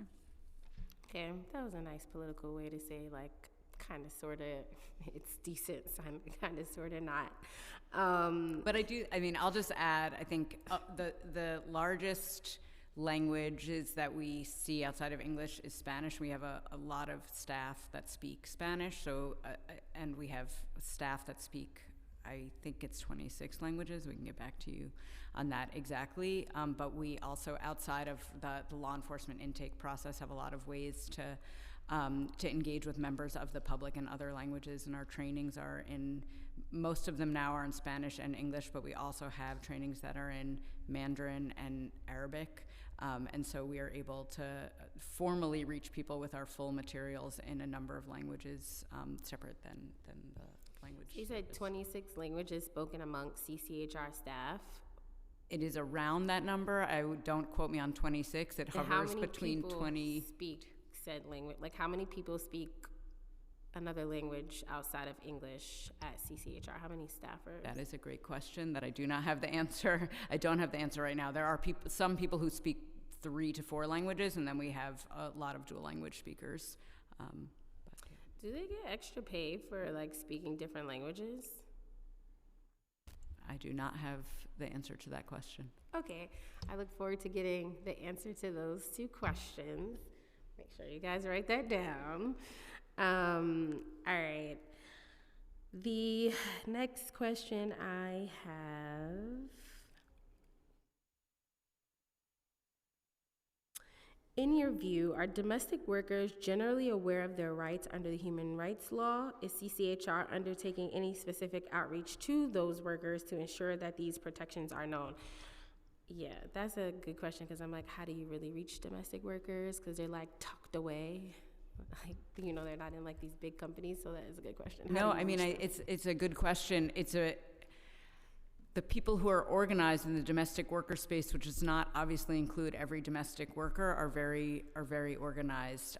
So I think there's actually a really strong pathway to reach domestic workers. I would say our team, and I mentioned the liaison on low-wage workers and domestic workers, puts together events that are in parks, in playgrounds, in places where we're going to catch the employer and potentially the employee, to make sure that people know their rights. I mentioned the Care Standards Board as well, but just this week too, there was a resource event at one of the public libraries talking about these protections. We have a specific training focused on domestic worker rights that has for the past several years been offered several hundred times each year, reaching about 7,000 to 8,000 people a year. So I think I'm sure there are people that are not captured, but I think we have very strong relationships in that space and are increasing who we are reaching, in part because of the very strong partnerships with some of the groups that I mentioned. Just kidding. In the Commission's view, what can the city do to better support immigrant workers and ensure that they can secure their rights under the human rights law? Education, outreach, awareness, and I think increasingly partnerships with credible community-based organizations, right? Again, we already mentioned, and we saw in prior versions of this administration, there's a chilling effect on communications with government from people who are either non-citizens or perceived to be non-citizens, or have individuals as such in their families. So I think repeating the message about what protections are, and reaching people, not waiting for people to come to government, are critical.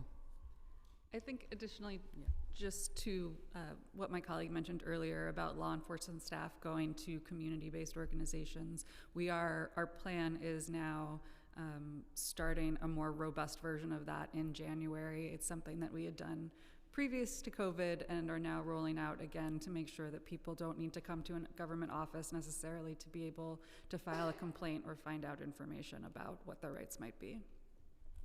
And I know the mayor's office is probably going to flip out, and you probably cannot answer this question, but I'm just, my brain is just going, and I'm thinking about like a lot of the reports that have come out about the mayor potentially like revisiting New York City's sanctuary city status, and like you mentioned, like some of the work that you do to essentially protect people's status and not have it exposed to various authorities.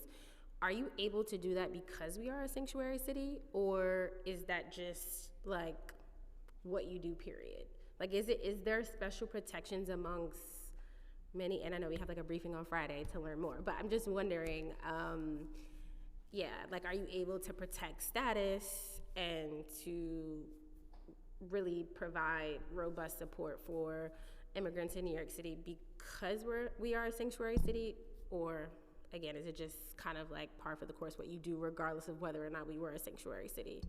So I think there's a lot of layers to that question. I think, we live in a federalist country where federal law is often supersedes local law. The work that we do and the rights that you have as virtue of the human rights law are not going anywhere, right? We protect the rights of everyone to be free from discrimination regardless of national origin or citizenship status. That is going to continue to be true. The sanctuary status is more related to information sharing between city authorities and federal authorities, and I am not an expert on those mechanisms or what they are, but I think I can say firmly that the Commission will continue to protect all New Yorkers. Thank you.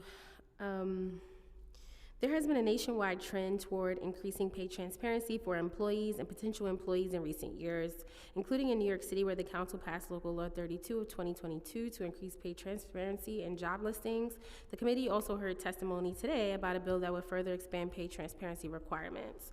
Could you share a little bit more about what trends and challenges CCHR has encountered so far in implementing the pay transparency law? You already answered this about inquiries.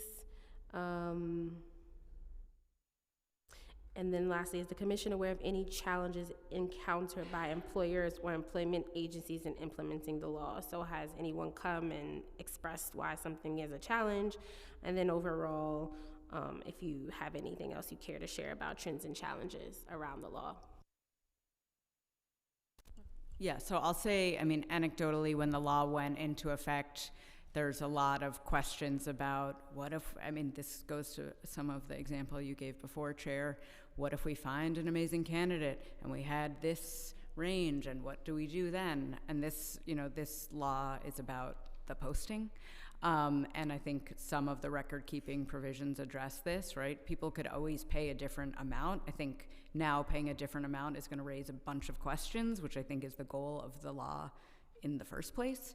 But I think anytime there's a change in the law, there has to be a change in employer practice, and that is easier for some employers than others, and that we have to recognize there's sometimes an employer burden. I think there were a number of questions about what will be considered good faith, but we've seen in practice the ranges have not been super outlandish, really, since some in the beginning, I think, got a lot of media coverage.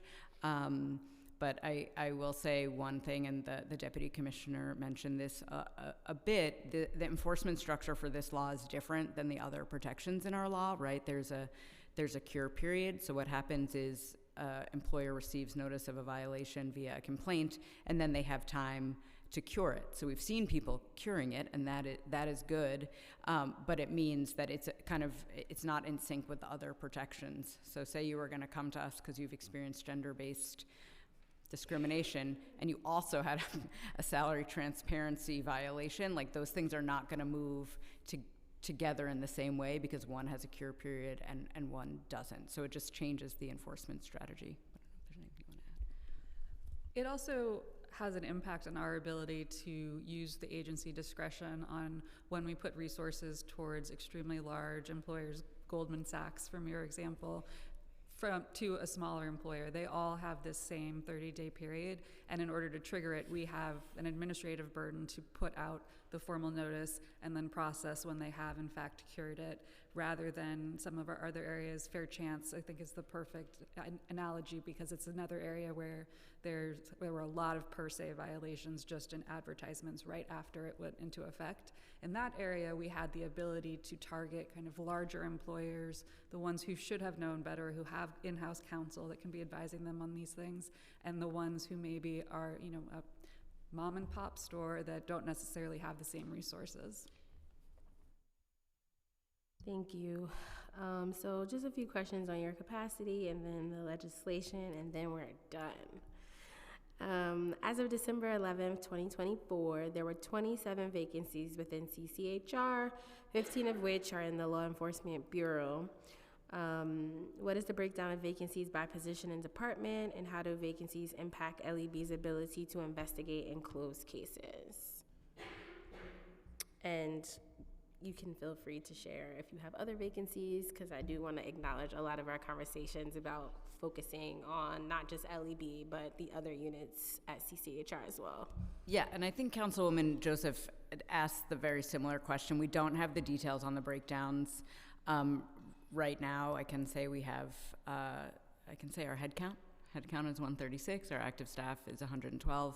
And what I was saying before is, as the good news is the Law Enforcement Bureau is staffing up, and so we feel very good about that. And I continue to say that our staff is doing really great work, and I think that will be reflected in our forthcoming reports, even if fiscal year 24 saw some dips in some of the areas of our work.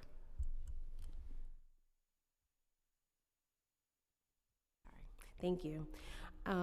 As we can see from your annual report, CCHR has a large amount of data available that can help provide insight into the kinds of discrimination occurring in New York City, including in the workplace.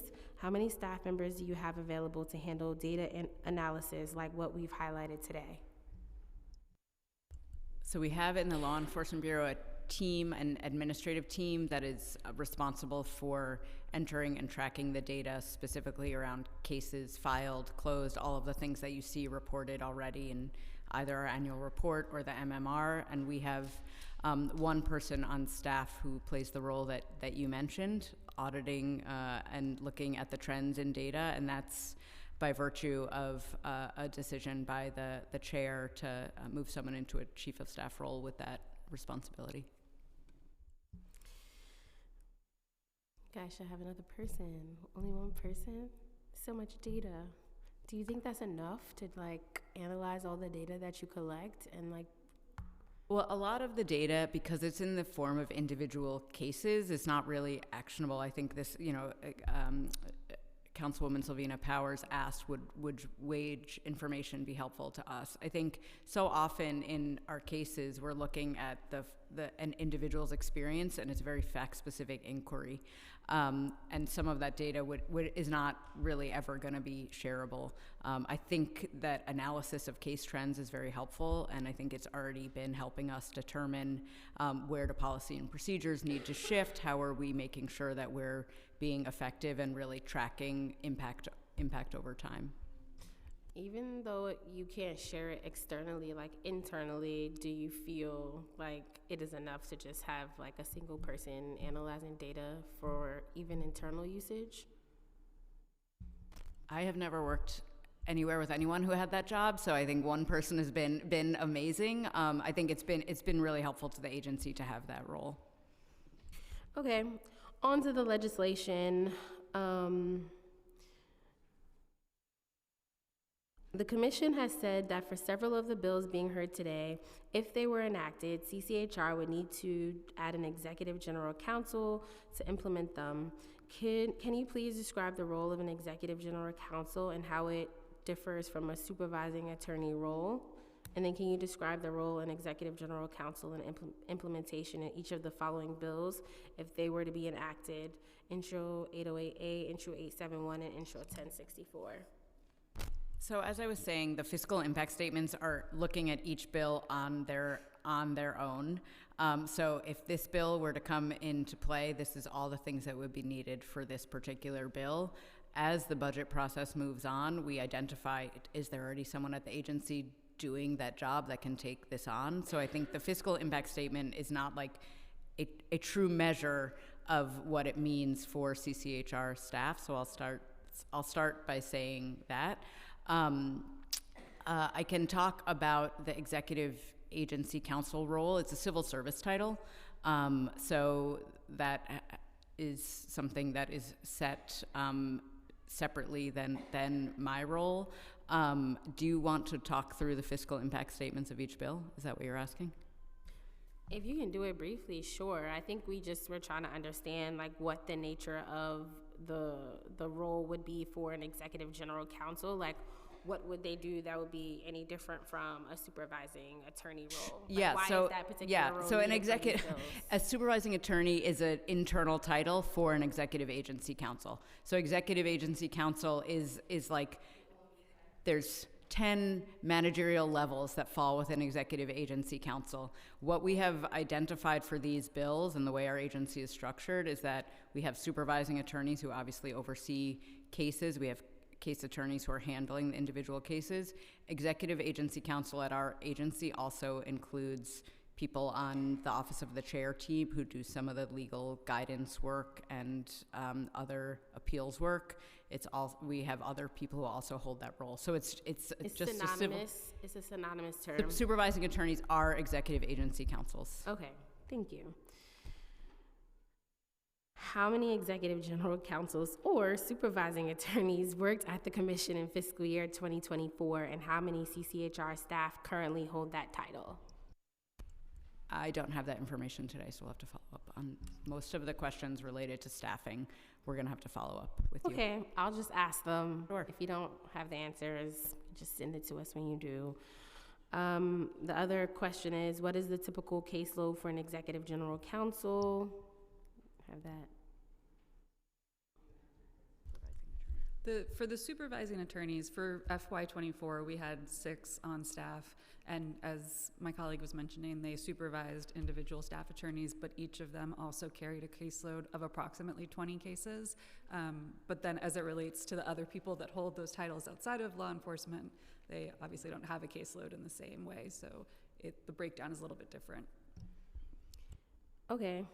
Intro 808A, 871, and 984 would all require the hiring of new staff. Roughly speaking, how would you anticipate that each law would affect CCHR's caseload?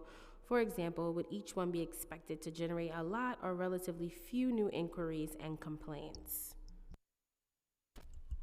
So I think, as I was saying, if they were to all pass together, the fiscal impact statements become a more soup or salad. I don't know what the right analogy is of things mixed together. And so we would look at our existing staff at the time of the effective date of the law and say, do we have these positions? Are we able to fulfill this part of the mandate? And that goes through the normal OMB budget process where we're working together to identify adjustments based on what the law ends up looking like. I think it's very hard to project what a change in the law could be mean for our agency. That's in part because some of the changes in the law allow people to go to court or come to us, so it's not like a clear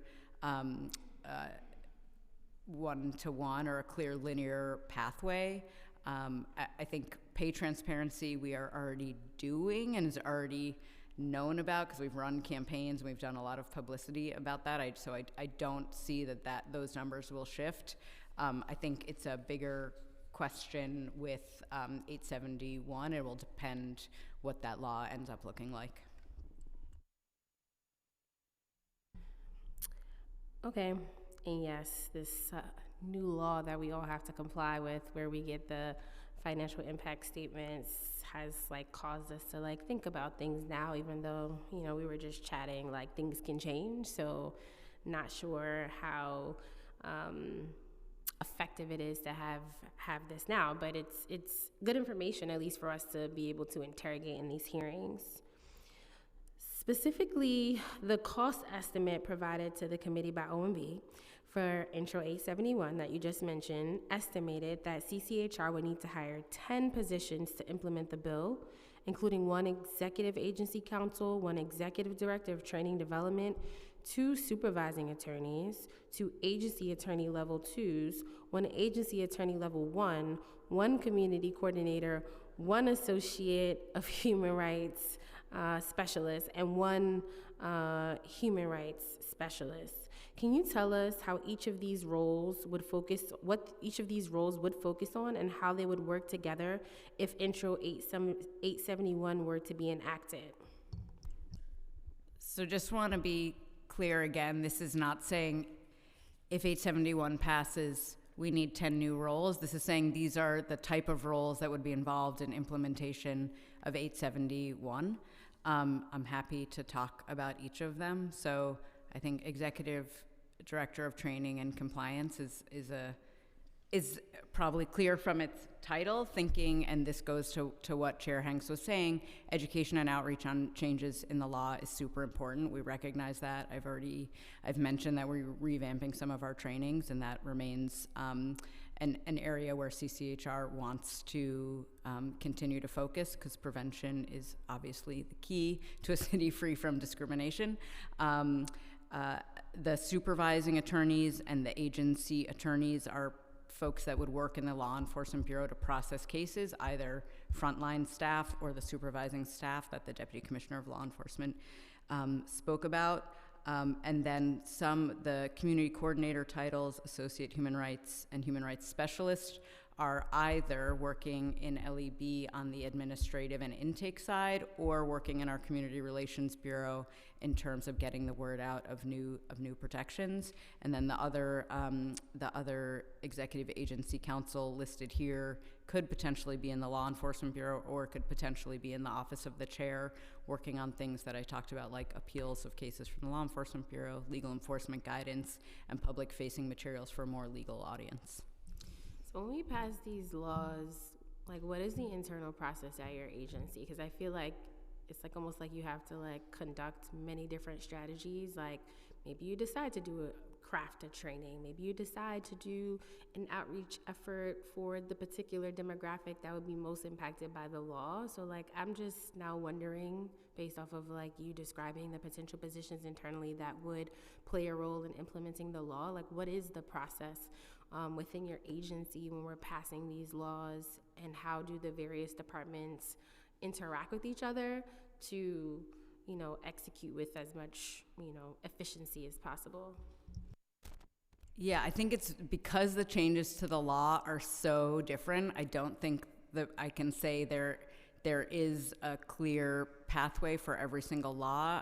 I can tell you that I report back on these hearings, and all of the bills as they're introduced. We try to know about the bills way before a hearing, and we talk internally about what the change would mean for our law, and that's part of what our leadership meetings are about. And the leadership team includes folks that are focused on the finance and staffing side. So we have a Deputy Commissioner of Administrative Services.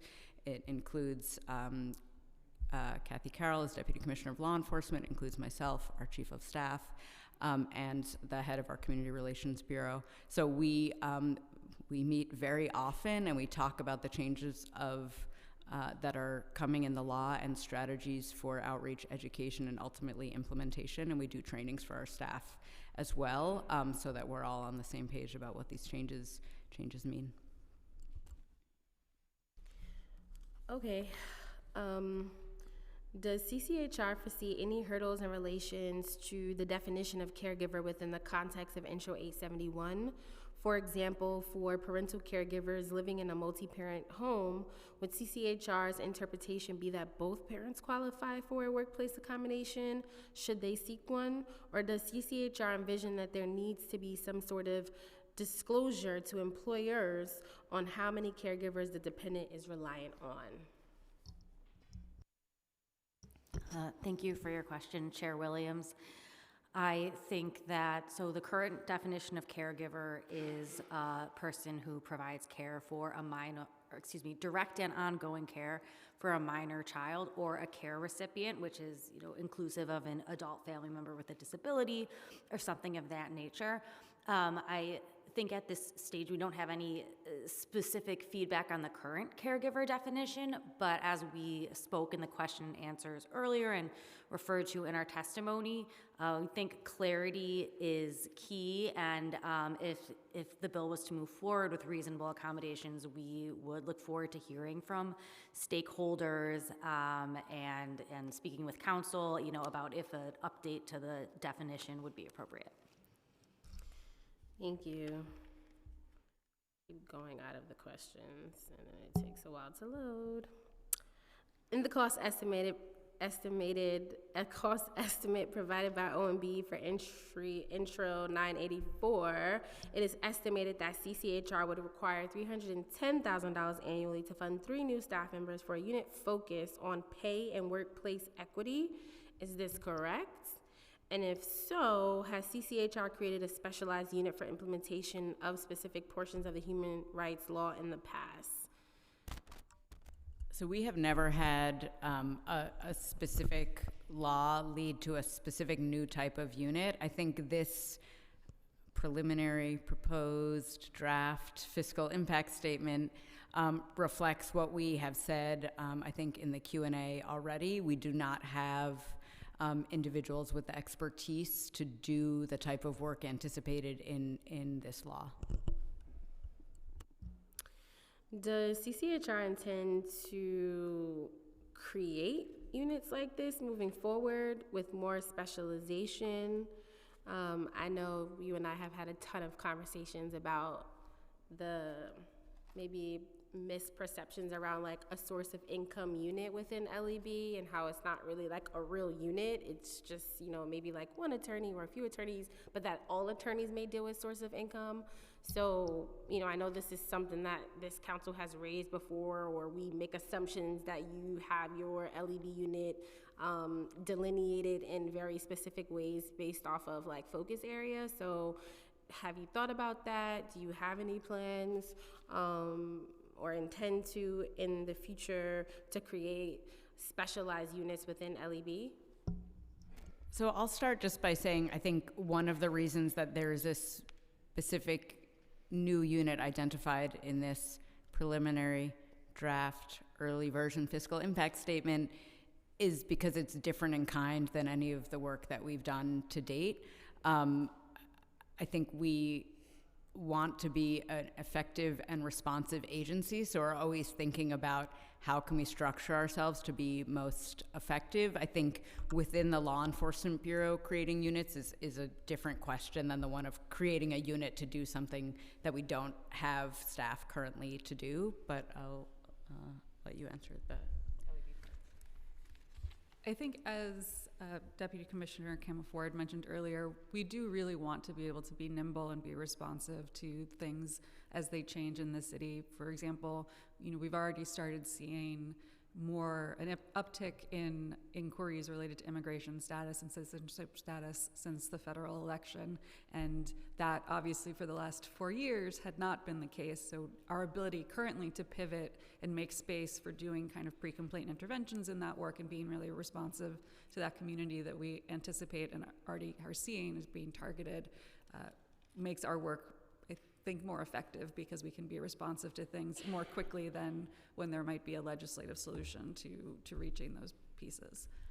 And I'm just thinking about this in the context of fair chance. So we have done employment fair chance work for a significant amount of time. That puts us in a really good position when it comes to implementing fair chance housing, because we have a lot of knowledge about what that looks like. And again, it's employment and housing, so you're not necessarily going to think, oh, this is an area where there's going to be a huge benefit to having folks that are able to work in both areas. But I think that knowledge transfer is also super important. Thank you. Excuse me. Two more questions on my bill. This bill is intended, 1064, to reduce systematic racial inequities and promotional opportunities that may be partially due to a lack of access to information. It was modeled after similar initiatives in Colorado, Illinois, and other states that increase transparency around when promotional opportunities become available and how employees can prepare for future opportunities when they arise. Is the commission familiar with these initiatives in other states and localities? So I am familiar with the Colorado bill, but I'm not with the others that you mentioned. Is the commission aware of how many its employment-related inquiries might be related to discrimination and access to promotional opportunities? I don't have that information with me. We do track it, but we don't have it with us at the moment, so happy to get back to you. Okay. Well, that's all my questions. Looking forward to getting your responses to the questions you were unable to answer today, and looking forward to continuing to work with you on strengthening our laws. Thank you.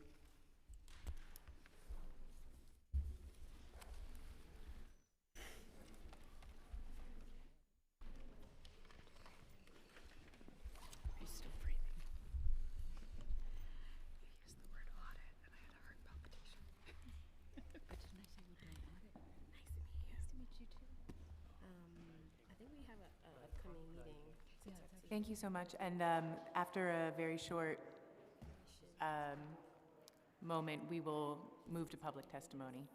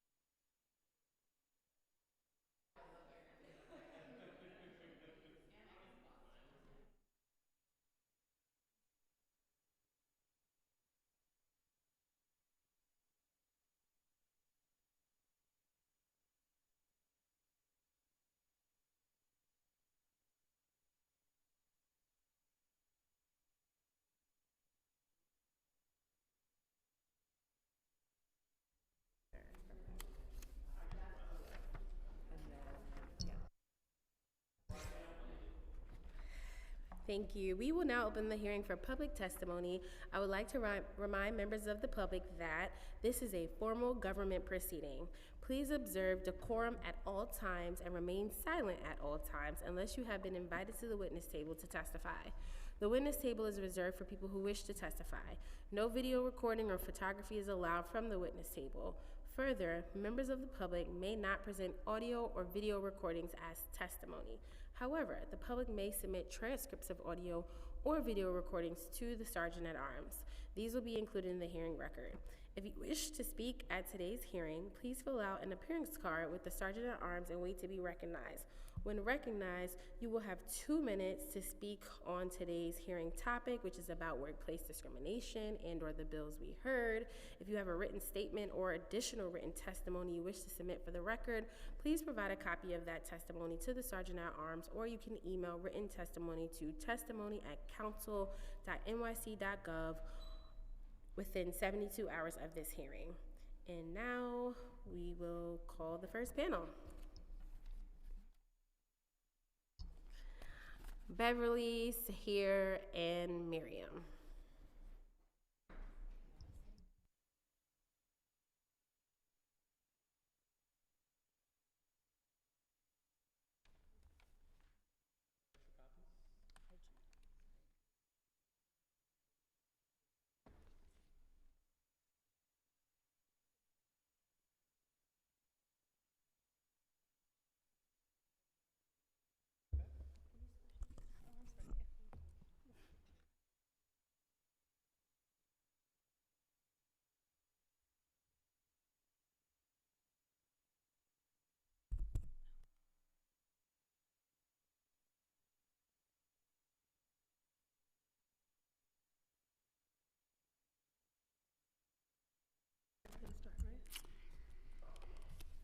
Good afternoon. Thank you, Chair Williams and members of the committee for convening this hearing. My name is Sahir Khwaja. I am the Director of Economic Justice at Legal Momentum, the Women's Legal Defense and Education Fund. I'm testifying today in support of Intros 808A, 982, and 984. Together, these pay transparency bills have incredible potential to address gender and race-based pay inequity, and we thank Council members Brooks Powers, Caban, and Farias for their leadership. For over 50 years, Legal Momentum has been at the forefront of using the law to advance gender equality, and we are grateful for the Council's partnership in enacting pioneering pay transparency legislation, efforts that have since reverberated across the country. Because we have a clear roadmap for how the rights of women and people of color will soon be systematically degraded at the federal level, we are once again at a critical moment for New York City to lead to strengthen protections for those who are most vulnerable. Since our pay transparency law was enacted 2 years ago now, we have proof that it works, that it's essential to closing the gender and racial pay gaps across income levels, and that it can be improved. Intro 808A would make 6 improvements to address loopholes and gaps, improvements that are not unprecedented, and I'm going to highlight 3. First, the vague standard that requires that salary ranges be in good faith is unhelpful, encouraging posting of overbroad and inaccurate ranges. 808A would clarify that a salary range should be based on objective factors like job responsibilities, requisite skills, and organizational budget. This standard pushes employers to price the job and not the person, limiting the role of discriminatory bias in salary setting. Second, under the current law, the posted pay range may not reflect what employers actually pay for the position, leaving us with 0 transparency in those scenarios. To close this loophole, 808A correctly requires employers to keep a record if they pay outside the posted range. Lastly, for decades, we have outlawed pay discrimination while denying employees the basic information that would allow them to assess whether they are being paid unfairly. This is an absurd scheme that 808A would correct by requiring that employers disclose pay ranges to existing employees for their current positions. And very quickly, on Intros 982 and 984, I will briefly say that while we have a number of recommendations for improving the efficacy of these bills, which will be in our written testimony, we are incredibly encouraged by their introduction and strongly support the implementation of a pay data reporting scheme in New York City. Thank you.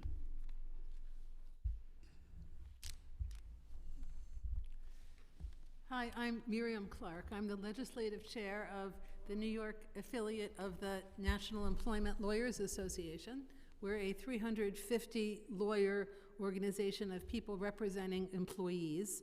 I'm also a partner in the law firm of Ritz Clark and Ben Asher. I've been representing New York employees for 35 years. As you have heard from others, the wage gap in New York City between white men and women, especially Black and Latinx women, is enormous and disgraceful. And current complaint-based laws, no matter how strong, such as the one in New York City, do not seem to be chipping away at this problem.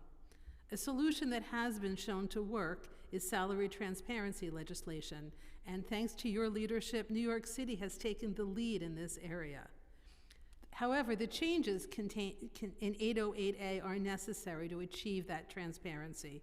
I'm going to talk about just some of the most important changes that we see affecting our clients in 808A. First of all, the need to describe all forms of transportation in a job posting. I know that was briefly alluded to in prior testimony, but it's important to know that when employers are allowed to omit from job postings things like stock options or RSUs or all sorts of non-cash forms of compensation, they can then pick and choose which favored employees will have access to these valuable perks. In many jobs, these perks far exceed the value of somebody's base salary. On the other hand, the availability of crucial benefits such as paid maternity leave, long-term disability insurance can be fundamental to the decision-making of an employee, but employees are understandably reluctant to ask at an interview about the availability of these benefits because they're afraid they'll signal to the employer that, God forbid, they're about to get pregnant, or they have an illness that might cause them to be disabled.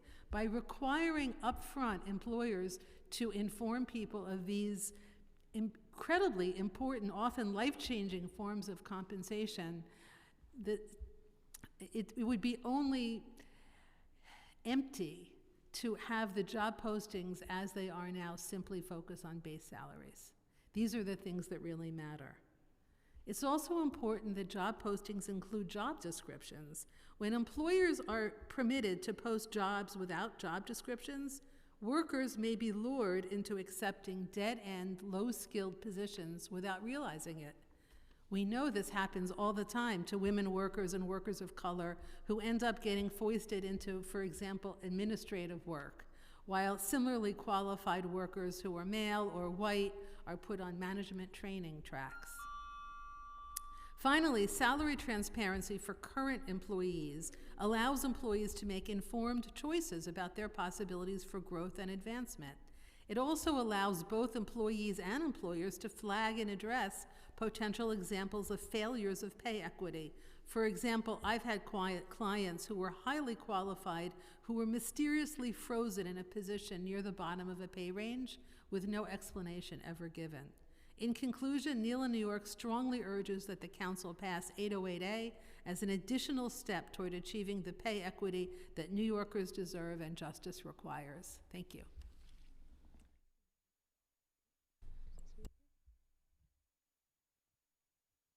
Can you hear me? Great. Thank you, Chairperson Williams, for calling today's hearing. We're very excited to be here. I'm Bev Neufeld, founder and president of Power New York. We're over 100 organizations across New York State working collaboratively to advance women's economic equality, and I think that we have been before you before. Power has been leading a 20-year campaign, and we've made a lot of progress. Today's bills, once again, and there's a suite of bills that you're talking about today, challenge us to confront ingrained practices and systemic wage inequality and to take action. And that action that we're talking about today, which New York City has already done, is greater transparency. Matter of fact, New York City has embraced pay transparency with Local Law 59 in 2022, which you were so much a part of, which requires salary range disclosure, and 808A offers essential amendments, which my colleagues have talked about. Power New York fully endorses all of those amendments, and we thank the Majority Whip Brooks Powers for her diligence in proposing a really comprehensive needed changes to the current law. But the next step in transparency is the Equal Pay data analysis and reporting as proposed by Intro 982, Councilmember Caban, and 984 from Councilmember Farias. Pay data reporting is already policy in New York City, but for the public sector. So what we are asking for here is that the private sector match New York City's already strong commitment to ending wage and opportunity inequality with further transparency. Matter of fact, New York State legislators have already embraced pay data reporting with the passage of the Hoylman Bill, which was in 2022. California, Illinois, United Kingdom, the European Union have all embraced and are actually doing pay data reporting. Citibank, American Express, Pfizer, Goldman Sachs, right here in New York City, they are complying with laws that were written and enforced in the UK. But New York City workers don't have the advantage of finding out the information that those reports show. So we have a hostile federal government, as you've already implied. What can New York City do to protect its workers, to protect pay equity, to keep advancing pay equity also for the business community?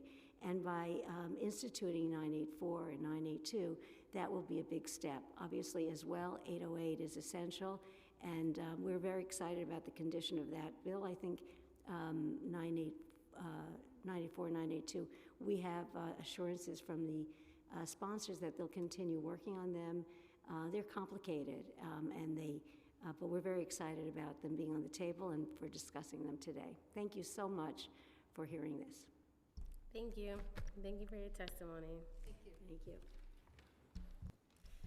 Next up, we have Cristobal, Hillary, and Rebecca, my human rights advocacy group friends. Thank you so much for your patience.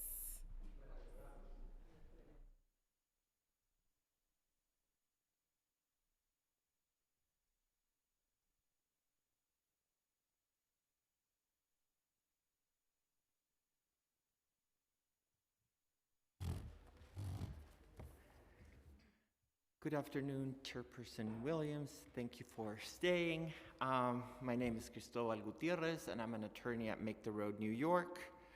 Make the Road is a worker center with over 28,000 low-income members, and you can read more about us in my testimony.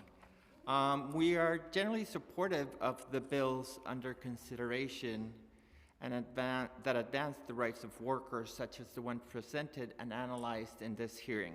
However, we want to make sure that this committee and this city council understands that if these bills are not supported by a significant increase in budget, they will be dead letter, since they will be unenforceable for those they are meant to protect. We organize mainly undocumented workers. We saw in the first Trump administration how employers were emboldened. We are seeing Mayor Adams' commentaries on sanctuary laws. We know that workers will fear retaliation. The commission, as it is, has delayed investigations.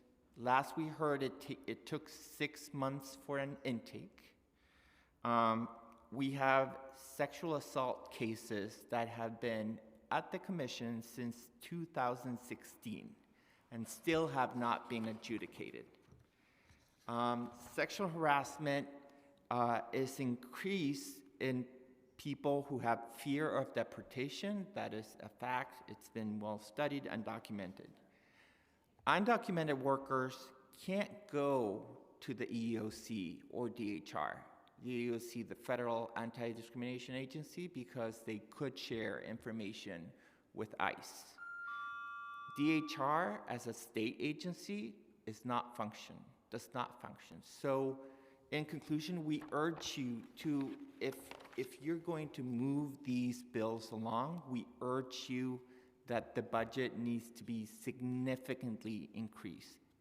We are nowhere near the staff numbers that we had pre-pandemic, and since then there have been 3 additions to the law, and still no staff. So thank you.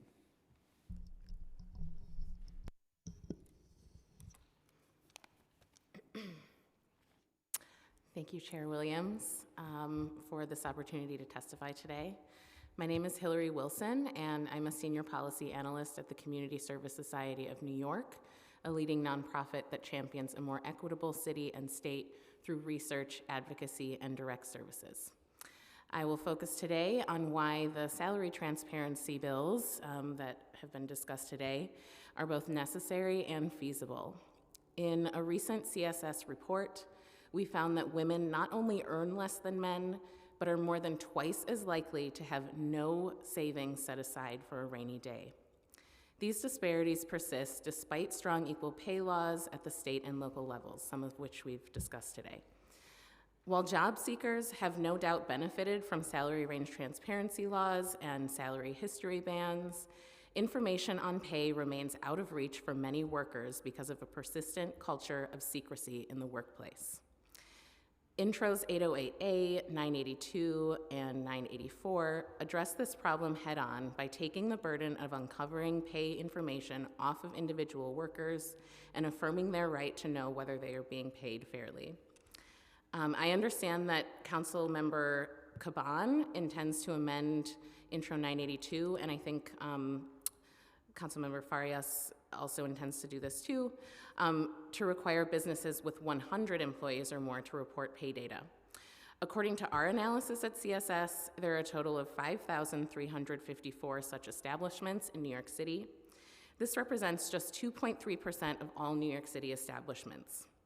Those businesses with operations in states like California or Illinois or abroad in the UK or the EU are likely already reporting data on pay, as these places have their own reporting laws on the books. In short, businesses of this size likely already have the capacity and the know-how to collect pay data as proposed in the bills. It is past time that we close the gender and racial pay gap, and I believe that these bills will help us get there. Thank you. Good afternoon. Thank you for having us here. Thank you for this hearing and for the opportunity to testify. My name is Rebecca Cook-Mack. I'm a staff attorney at the Legal Aid Society. And as the proposed legislation under discussion today exemplifies, Council is very clearly committed to the work of the Commission and to expanding the protections that the Commission enforces. But to meaningfully impact the lives of New Yorkers, the City Council's commitment to the work of the Commission and the enforcement of anti-discrimination laws must include adequate funding so that the Legal Aid Society and other organizations can be sure that when we refer a New Yorker who has faced discrimination to the Commission, their case will be investigated promptly and thoroughly and effectively. Unfortunately, today, the Commission does not function as a partner in protecting the people of New York City and bringing bad actors to justice. Its staff has not kept pace with its responsibilities, and even as its purview has grown, its budget has shrunk significantly. Nonprofits like the Legal Aid Society used to file regularly in the Commission because it allowed us to help more people, but today we do not. We rarely file there. We are hesitant to refer pro se individuals there because the waits are too long and the outcomes are poor.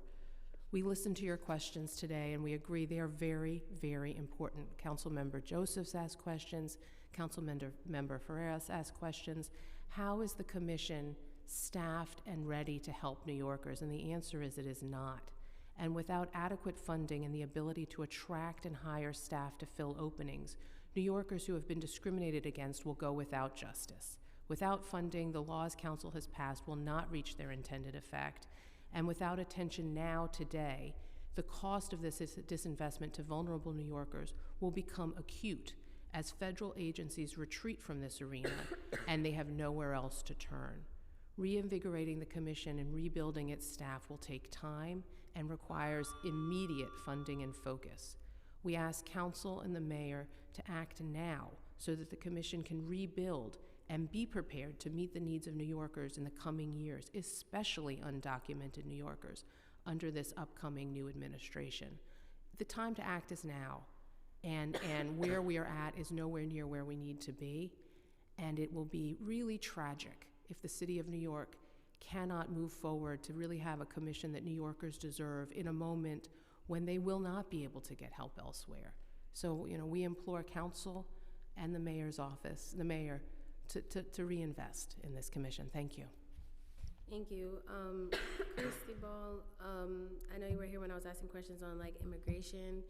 Is Make the Road at all making assessments or preempting possible challenges next year around immigrant status and workplace discriminations and what you feel the city should or should not be doing as we kind of brace ourselves for incoming administration? We are at the moment, I think, seeing the likely litigation that there will be at the federal level. But we're not envisioning at the moment a attack on DEI or racial equity measurements or undocumented status. No. Yeah. Thank you, and thank you, you both, for raising the budget concerns, and I encourage all the advocates still in the room to join our work group in advocacy for budget, because when it comes to the budget fight, there are not a lot of people that are advocating for money for CCHR, and this is a conversation that I have with everybody, the commissioners of CCHR, I have the conversation with my colleagues, and I also put a mirror in front of all the advocates who are constantly supporting and promoting bills that give this agency more work. They are absent during the budget fight, and it annoys me because, we can't pass these laws and expect them to be implemented accurately or efficiently if this agency does not have the money to do it. And every single year, we did better this year, but my last 3 budget cycles, this will be my 4th budget cycle, there is no advocacy from the advocates. There's advocacy for the bills, but once the bills are passed and the bills become law, the advocates are silent on the budget ask. And so this is just my firm plea to individuals to get involved. I think we're open to expanding our work group. We call it the Human Rights Working Group.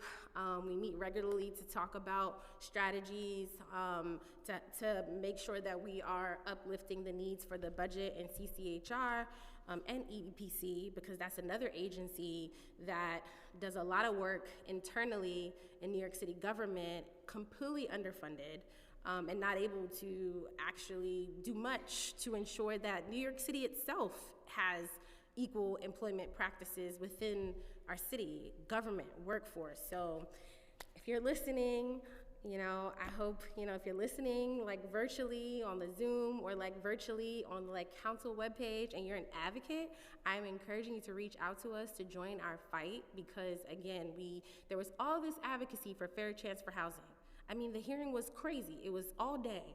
And then when it comes to us actually talking about the budget, to ensuring that CCHR has the money to carry out the work, those same advocates are not there. So if advocates take the time and energy to push for legislation, then they should take the time and energy to push for proper budget allocations to ensure that the laws that you feel so passionately about can be truly enforced and implemented, because that is a problem. A part of the reason why some of these laws don't work, maybe it's not really the law, it's the fact that the agency itself can't enforce the law to its fullest potential. And so, yeah, maybe more laws are needed, or maybe the agency itself should be able to properly enforce these laws. So that's my TED Talk and my rant. And it's just a pet peeve I have, because advocates disappear when it's time to talk budget specifically for CCHR and EEPC. And, that's just my ongoing energy and swag for this committee. If you are here for this legislative hearing, then I expect you to also be there when we're talking about budget during all the budget fights. So with that, thank you so much. We have one more person on Zoom, Sean McIntosh. You may begin.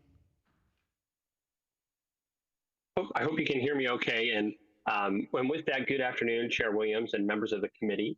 My name is Sean McIntosh, and I'm a Senior Advisor of State Government Relations at SHRM, the Society for Human Resource Management. As a trusted authority on all things work, SHRM represents over 340,000 members across 180 countries, impacting the lives of more than 362 million workers and their families. We appreciate the Council's focus on key workplace issues, including caregiving, pay transparency, and pay equity. Pertaining to Intro 871, SHRM strongly supports the principle of providing reasonable accommodations to employees for the purposes of caregiving. SHRM and the SHRM Foundation are leading the way to accelerate support for family caregivers. Our research shows that 1 in 4 workers like reliable care for their loved ones, and more than half of workers find it difficult to balance their work and home commitments. We know that employers who support caregivers see increased retention, improved well-being, and enhanced organizational loyalty from their workers. However, we encourage the Council to ensure that implementation of this legislation does not create undue hardship for employers, particularly small and medium-sized businesses. Regarding Intro 808A, SHRM has long recognized the importance of transparency in job listings and compensation practices. Our research indicates that nearly 70% of organizations that list pay ranges in job advertisements say that it has led to more people applying for their job, and 66% discovered that it has increased the quality of their applicants. While we share the goal of enhancing transparency, we are concerned about the potential administrative burdens and unintended consequences that may arise from the requirements of this bill. Lastly, regarding Intro 982, SHRM believes that all employees should receive fair compensation for their work, regardless of gender, race, or other protected characteristics.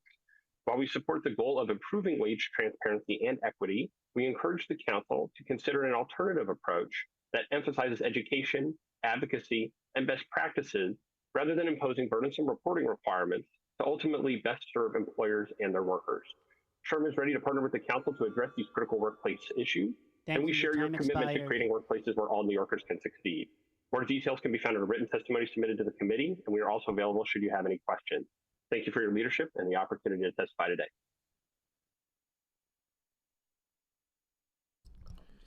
Okay, and then we have a few more people, not sure if they're still on. Andrew Aragon, Richard Quinn, or Solange Shires. You may begin.